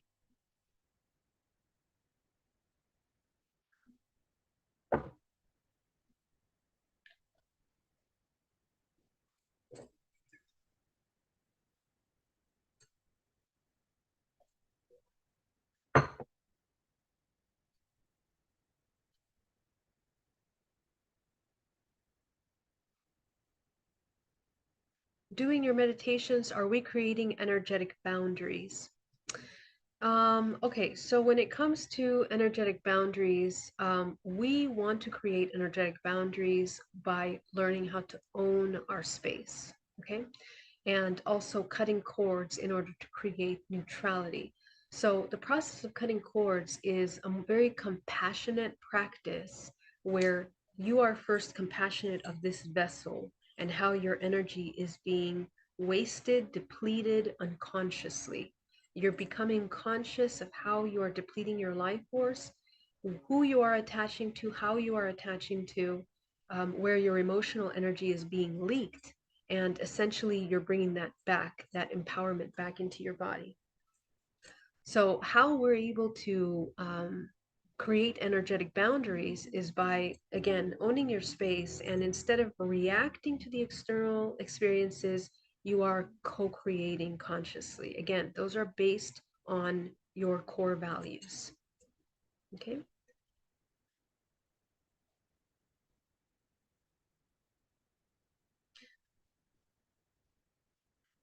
Chris says, how can we heal registering incoherence as a threat?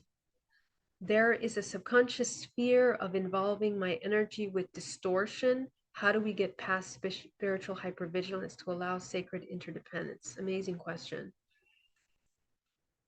So, this is an example that is kind of similar to the previous example, which is interesting because it's the same concept, but from a higher octave of the same challenge. Okay. So when we start to see incoherence and distortion, again, the invitation is that we begin to see everything as an extension of ourselves. The mere fact that we can recognize incoherence, distortion, imbalance in nature, in the natural order of things, or in people's expressions, or in what they're teaching or doing or behaving right around us, um, is very important for us in our ascension process. It's important that we have that ability because that's part of discernment. Now, there's a difference between judgment and discernment. We have to identify if our observations are coming from a judgment or discernment. If they're coming from judgments, we're more likely going to want to immediately separate ourselves from them in some way or other, whether that's energetically, subconsciously, uh, mentally, emotionally. We want to separate. If your immediate reaction is separation, we are in judgment. Now, the opposite of that would be to discern, in that we are allowing and we are accepting things as they are, other people's projections, experiences, whatever, but we are not becoming identified, entangled, or depleted by that other, whether it's a distortion, an inversion, whatever we are seeing and observing. That would be the discernment. The discernment part is how you are using your energy to engage with the distortion. Okay, so judgment will immediately link you to the distortion. And also, it means that we have not allowed enough space between the judgment and the reaction in order to recognize the resonance between what has attracted us to that. Everything is a reflection of ourselves, and as you go higher and higher into your unity consciousness and more awareness of yourself, the lessons will become more expansive, more inclusive as well. So it's something that in the process of discernment we have to, in a way, move through the world where um, we are unconditionally loving all things, okay, through our energy body. How do you do that? Is that you sustain, you own your space, you know where your energy begins and ends, and everything else is outside of that. You get to choose what you allow to trigger you, to stimulate you emotionally, mentally, physically. You being stimulated or triggered in some way is the entanglement, it's the attachment energetically. So To be able to discern, to be able to be sovereign, to be able to apply your free will in this example means to be able to be in full control of your creation and how you are exchanging energy with that other. Okay, so that would have to be very important.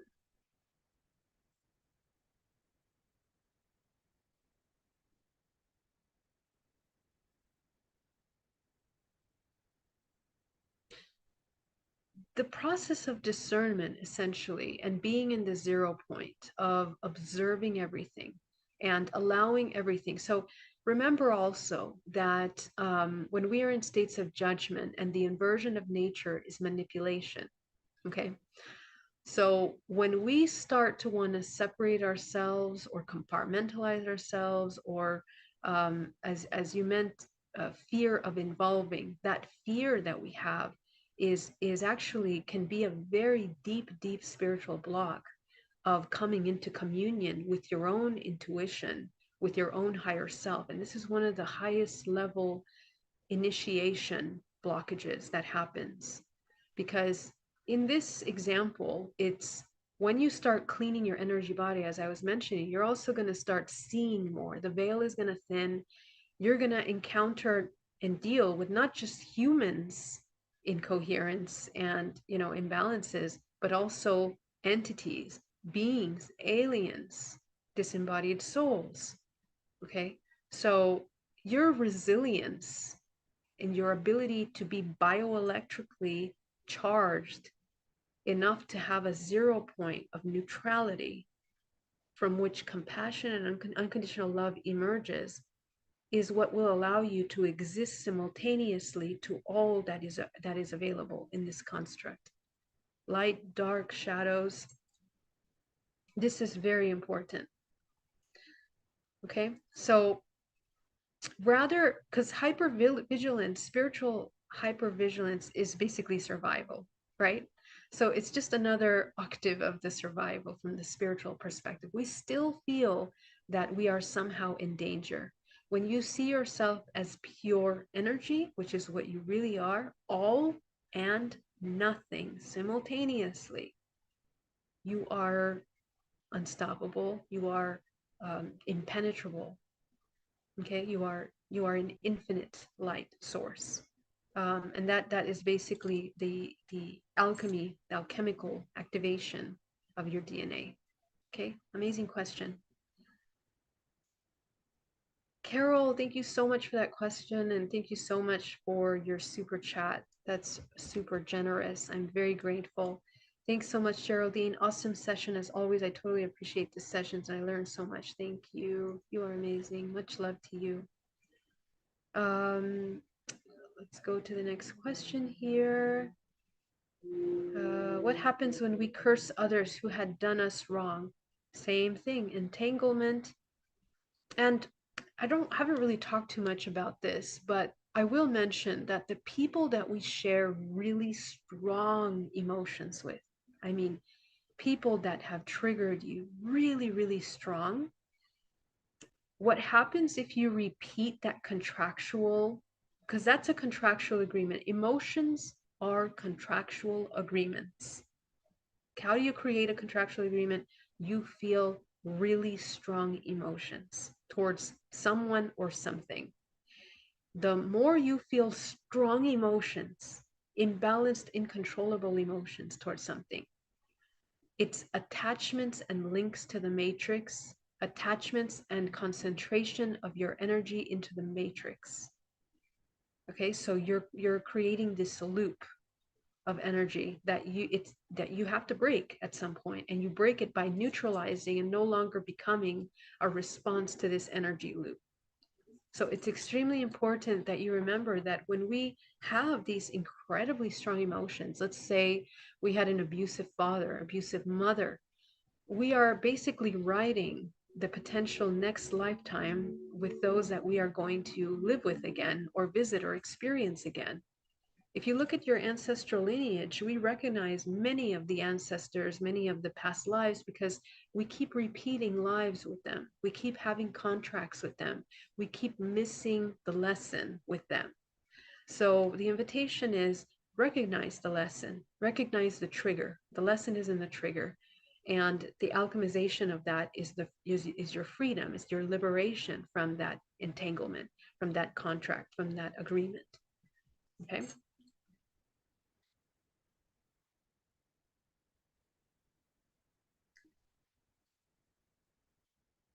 Barna, thank you so much for that super chat. You are so generous. Love you very much. Hello, Geraldine. Can you help me with some thoughts on how we can find opposite emotions during our practices? How we can think we love with love readings. Thank you so much. Yeah, so I think I kind of touched on that today, and let me know if you need more. But when you see, when we feel our trauma, see, we repeat those emotions over and over all the time. So some of you are super hypercharged and triggered with I don't know, injustice that happened as a child, right? So your entire life is focused on avoiding that injustices in the world, changing the world so nobody feels injustices. um, excuse me, the repetition of those emotions over and over and over again, you're reinforcing many emotional neural pathways and memory systems in your body. And those memory systems are becoming bigger and bigger in your body until they become crystallized in the physical body as pain and illnesses. Okay. So really easy to access that information. If I ask you about your trauma, in 1 second, you can take me there, you can run me through it play by play, what happened, right? But if I ask you to take me into the embodiment of love, how is that going to be for you, right? So sometimes it's going to be like, okay, let me think this through. Let me figure out, where is that first? When did I experience love?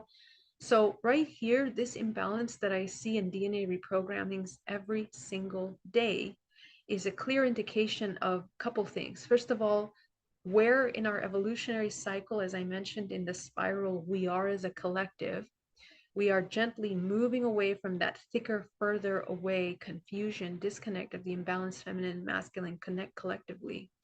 But we are also, we are learning how to feel the energies of the divine, this love, unconditional love, compassion, peace, harmony.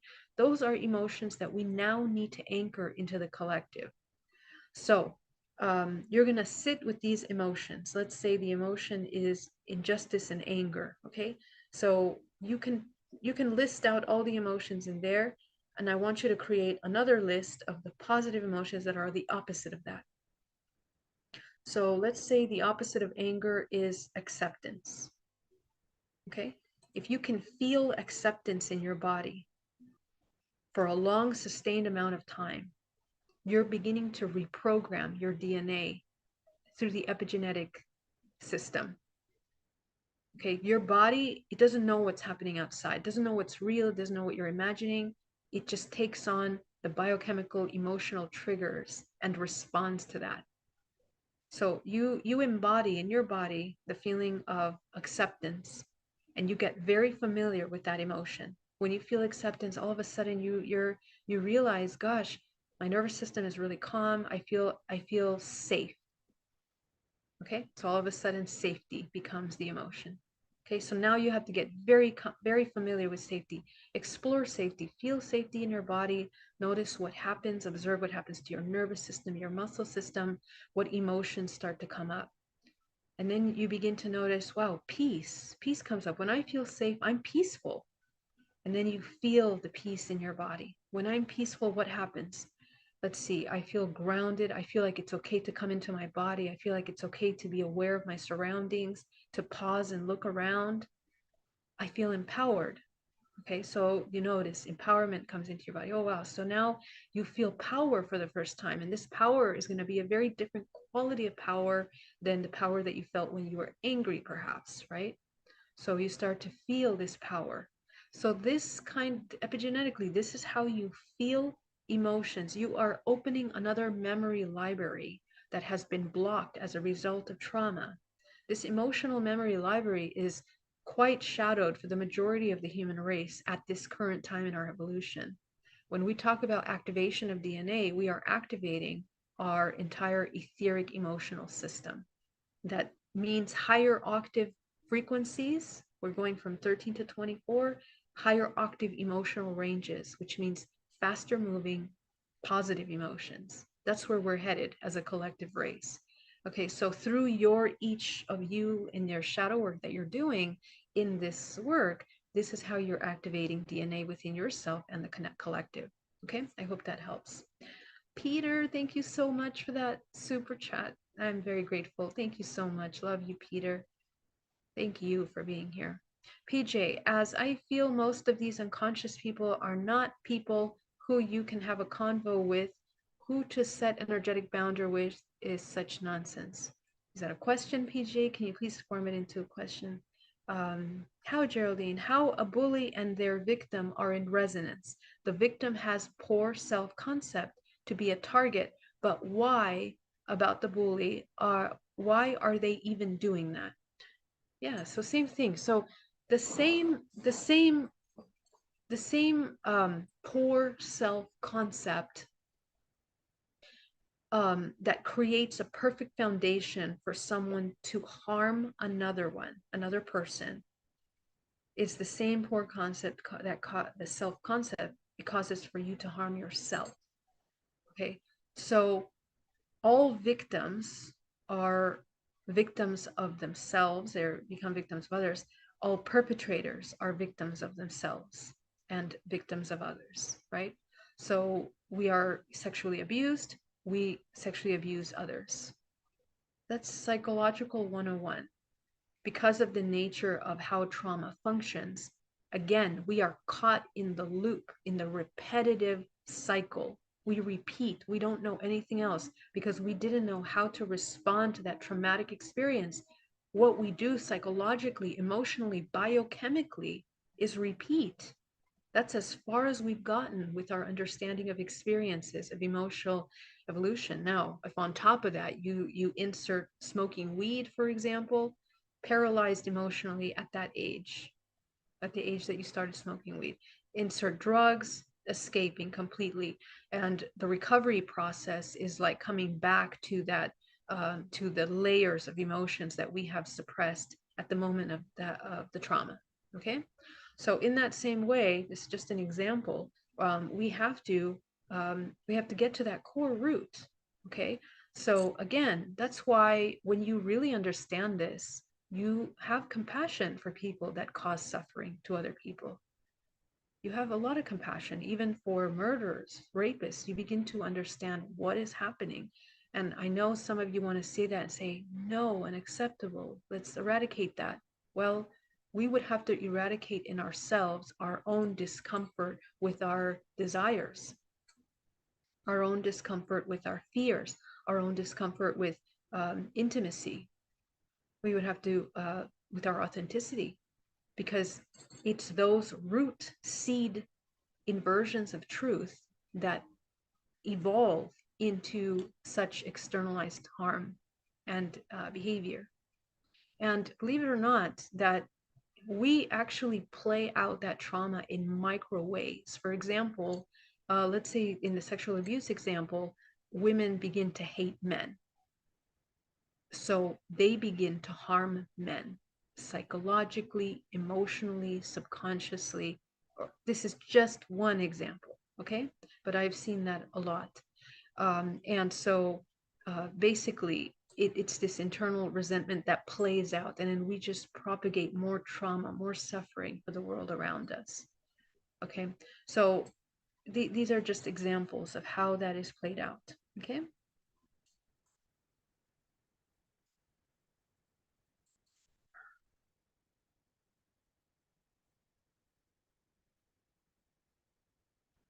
Most suffering can be alchemized by being in the present moment. Okay, so if your thoughts and your emotions are constantly in the past, um, you're going to suffer a lot. Maria says, I do realize that I'm a good architect, so this opportunity came from nowhere. Oh, Maria, was there a question? Give an offer for a big architectural project and investor have accepted. How can I make sure that he will be happy and that I will get a contract? This is big professional opportunity. So Maria, you have to trust in yourself first of all. you know, and be extremely honest with yourself and your abilities and your capacity. That's the only thing that will create success in our life, is that we are very honest with ourselves and our capabilities, and maintain that honesty, direct communication with ourselves, with others in the projects that we're doing, in order to really come into a grounded understanding of what is possible and what is not, to avoid disappointments or confusions or losses, and to build, you know, a nice rapport and trust with each other. So, but that trust has to be in yourself. You have to trust yourself. If right now we have a belief system that we might not get that contract, we might not lose it, is there a subconscious belief that we're not that good or that we can't really do it? So take a look at your belief systems, what is there, and basically learn to build strong security with your abilities and what you're offering. Okay. Laura Light, hello, love. What happens to the soul and spirit if of a miscarriage or aborted baby? Do they suffer or do they agree to come and bring a lesson? 100% that baby chooses to experience that.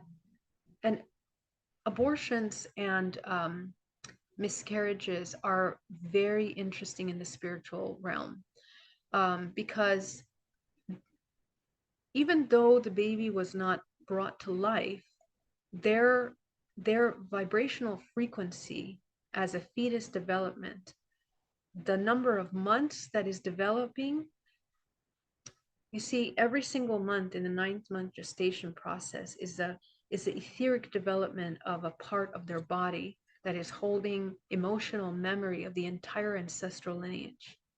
So when a little baby is developed to a certain point, um, basically they are developing vibrational frequency in the collective DNA of the ancestral lineage necessary to provide healing for that ancestral lineage to that point. There's a lot of symbolism. It's a very deep topic. Um, but just the fact that they incarnated into the physical just for that small amount of time is a very profound lesson. Usually miscarriages or abortions of baby, there's many reasons for it, because um, you know, in terms of hybridization as well, it's the creation of a soul. And every soul is created for a purpose to heal and expand and bring ancestral lineages into a higher octave. So some souls that are temporarily physical have two parts to their ascension. Um, Even though the physical body didn't manifest, the soul was created, but it's anchored and connected to the bloodline. And if it's going to continue to develop in the etheric realm. Okay, so it's very interesting. That soul continues to develop healing through their existence in the etheric realm for that bloodline. So a lot of mothers that lose these babies, they can still communicate with the soul of the child, for example, and it provides lessons for the mother as a support or a guide through their life.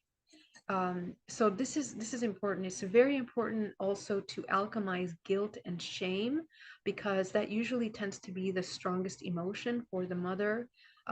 Guilt and shame of every kind, that we lost the baby for some reason, and you have an entire ancestral lineage of guilt and shame about the creation, about sex, about the womb, about the divine feminine, which is why this happened in the first place. Okay, so when for many generations the women are abused sexually, or there's like a lot of fear about creation, fear of the intuition, fear of the divine oracle, eventually we have a lot of reproduction complications in the bloodline, to the point where women can no longer have children. Okay, so basically in the entire bloodline the divine feminine has to be healed. So this level of abortion, the little soul that's created, usually has a really strong contractual agreement to healing the divine feminine in the bloodline. And the sex of the child will also play a role in that, if you know the sex of the child. So yeah, I should probably do a video on that. There's so much to talk about there, but yes, it does. Okay. All right, guys. We are going on very, very long. Let me come over here into the chat and see if I'm missing any questions. Thank you for taking the time to answer questions. We learned. Thank you so much, Inka. Michael says, will my 0 point in alchemization and healing affect my still living relatives or my relationship with them? 100%. Okay, so basically, because we are interconnected to the morphogenetic field and because we are one, every activation that we do, every healing that we do in our physical body is affecting the field.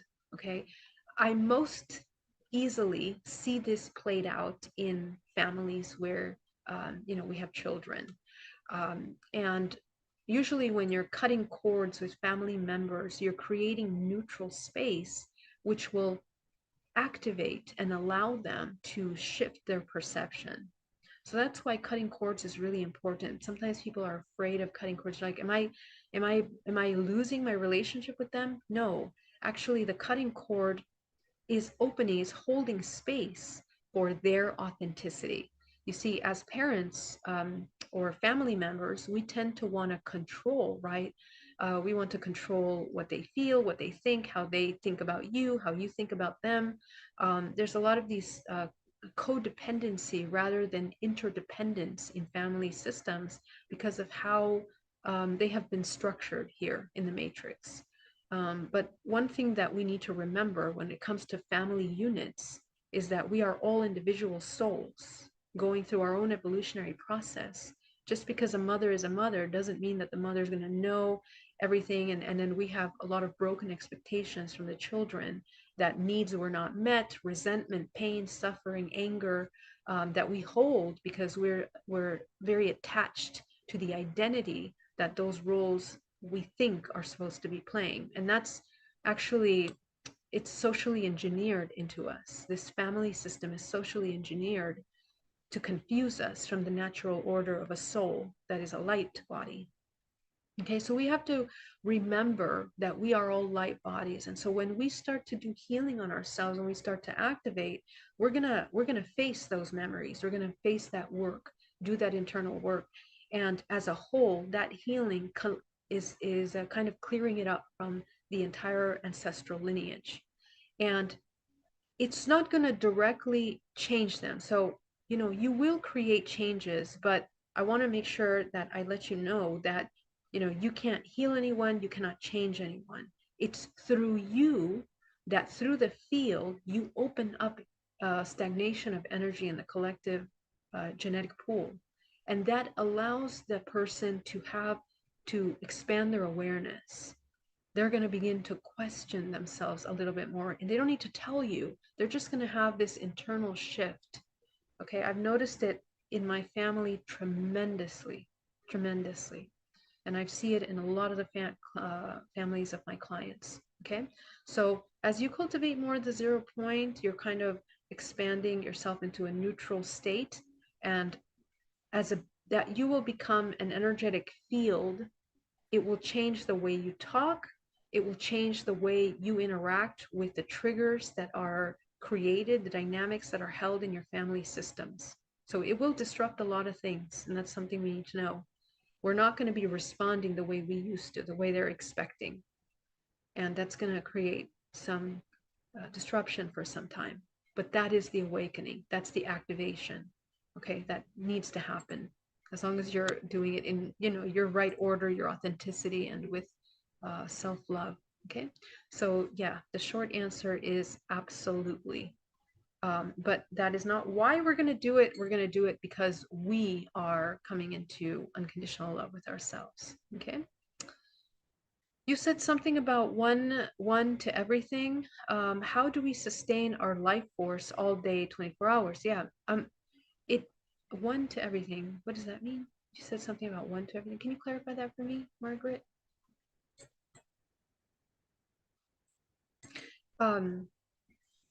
So basically, the sustainability of your life force in the beginning. You said something about one to everything. How do we sustain our life force all day? Okay, well, how we sustain our life force, everything in energy or expansion.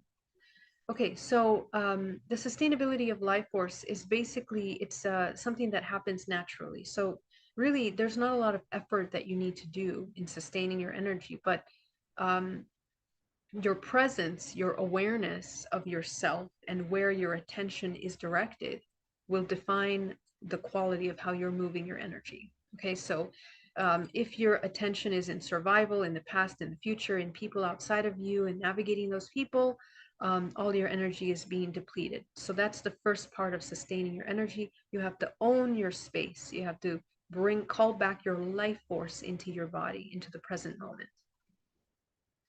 So maybe you're talking about that we're all in nothing. Is that what you're talking about? Clarify for me, okay? And you can unmute yourself if you like as well. Yeah. Geraldine, can you hear me? Yes. Yeah, we're live. Okay, so I think when I got in the conversation, you were talking about something, how like we're connected to the universe and something become how we become aware of ourselves. Yeah. And you said something about connection with everything. I forgot to ask the question as you said it. I don't know if I'm helping you with the answer I'm seeking. Okay, so how we're connected to everything basically, or like how we're connected to the universe and or we become universes as well, because those are two Ye- different things. Yes, how we Okay. become the universe as we become aware of ourselves and expand. And then what is our final, like, how is it to finally ascend, like we're ascension? And you said we're all ascending at the same time. I think I'm asking multiple, but whatever your answer, I'm sure will be the right one. Okay. Throw the dart, see where we land. Okay. Okay, so Yeah. yeah, so basically in this evolutionary process, we are just remembering basically that we're all in nothing, and that is the activation of our DNA. So how do we become everything? Is that we remember that we are everything, that everything that is around us and is an extension of ourselves, it's a reflection of ourselves, and that ability to perceive things in that way is is available to us by cultivation of compassion, just as I was explaining just a minute ago about how we become we cultivate compassion towards everyone, even the darkest shadows of this world, because we see ourselves in them. So that process, the micro process of that, eventually becomes very large into even larger systems of understanding. We eventually evolve in this body, our physical body. We see ourselves as the planet Earth, and therefore our actions begin to change. That also activates our DNA. What happens when you start to see yourself as the planet Earth and you live as in communion with the planet Earth, is that you activate the memory of the Earth, which is the Akashic records. So you have a lot of memory about the history of the planet, and all of this memory becomes available to you. This is how you become essentially the Earth. Okay, so what's expanding is our limited perception. So right now, our limited perception is that we are this body, we are this identity, we're this personality. We're worried about the personality, you know, what we're wearing, what we're looking like, and all of that is way too small. What is outside of that is well, not outside, within, is really the awareness that we are everything. And that's something that's cultivated over time by cultivating the 0 point. It's the 0 point of non-judgmental observation. Okay, so yeah, so that your awareness as everything begins to expand more and more and more. And for example, in my experience, how I had the ET contact was basically looking at global history through my own ancestral history, my own emotional traumas down my entire lineages, and beginning to discover a construct to this system and questioning what is beyond that or who participated in creating that. And that's before I even, you know, could use the word alien. You know, I didn't use that word, or beings. really is the right word.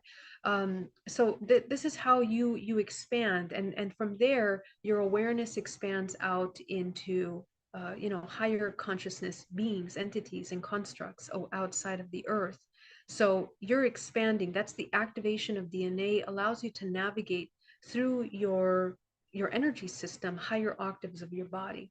So you can go into 10th dimension, 11th dimension, 12th dimension, where you might encounter many other beings, and they're all within your field. So this is how you begin to expand. You become all. And eventually you see yourself as universes. You can tap into the information of universes through your body. So that's not really the end goal. The end goal is to create high conductivity to bring harmony into this construct. But depending on what your purpose here is, you will have access to that as you expand more and more. I hope that's makes sense. It's kind of a complex thing. Okay, guys, it was an honor to share with you. I'm honored by your questions and your presence. I love you so much, and I can't wait to see you soon. Um, I am having a, a retreat, a mini half-day retreat on Saturday the 21st. I was talking about it last week, but I decided to do it. So it's going to be Saturday the 21st. It's a half-day retreat. We're going to be doing Qigong. We're going to be understanding the etheric aspect of yoga and how it releases emotional blockages in the body. We're going to go into deep meditation and do a really like collective DNA reprogramming. And then we're going to do a hypnotherapy. So it's going to be um, hopefully very powerful healing experience for you guys, where you can access some of that core subconscious blockages that you're still working through. Okay. And then on the 11th, we also have another really exciting event. There's a lot of exciting events that I'm going to share with you. Um, Let me just open my calendar to make sure I'm telling you the right thing here.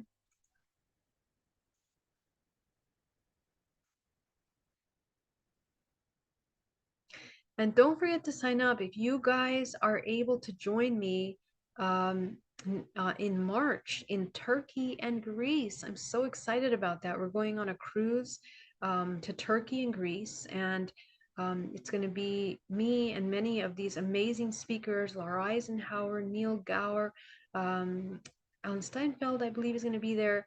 All kinds of amazing speakers. So please sign up for that and make sure that you use my name, because when you guys register referencing me, I actually can be there, because otherwise we have to pay extra to be there, and it's a complicated thing.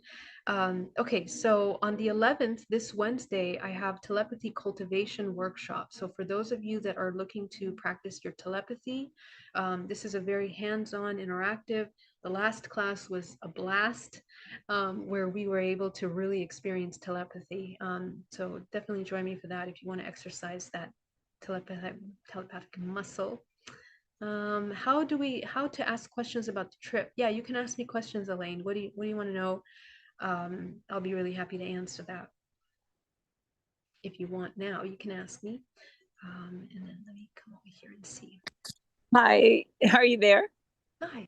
Hi. Well, it was, I hit a link once and I know it's through, if you just have some, some other questions on it. And if you register, I don't know if I saw how to connect it to you, or I don't remember how I got to the link, to be honest with you, at the time. So let me see if I can help you with that. To be honest, I haven't seen the registration page myself. okay. But let's see if we can look at how that might look. Well, I don't want to take up all your time right now, but I know somehow, I don't know if it was through Sheila or how it popped up, and I was like, oh yeah, this is the one Geraldine's talking about, and to give, to make sure that you get the, oh, thank you going. so much for that Yeah. consideration. I greatly appreciate it. Yeah, with these events, it's kind of they really ask us to use it specifically, like do certain so that we can actually participate. We do need to have a certain number of attendees. Right.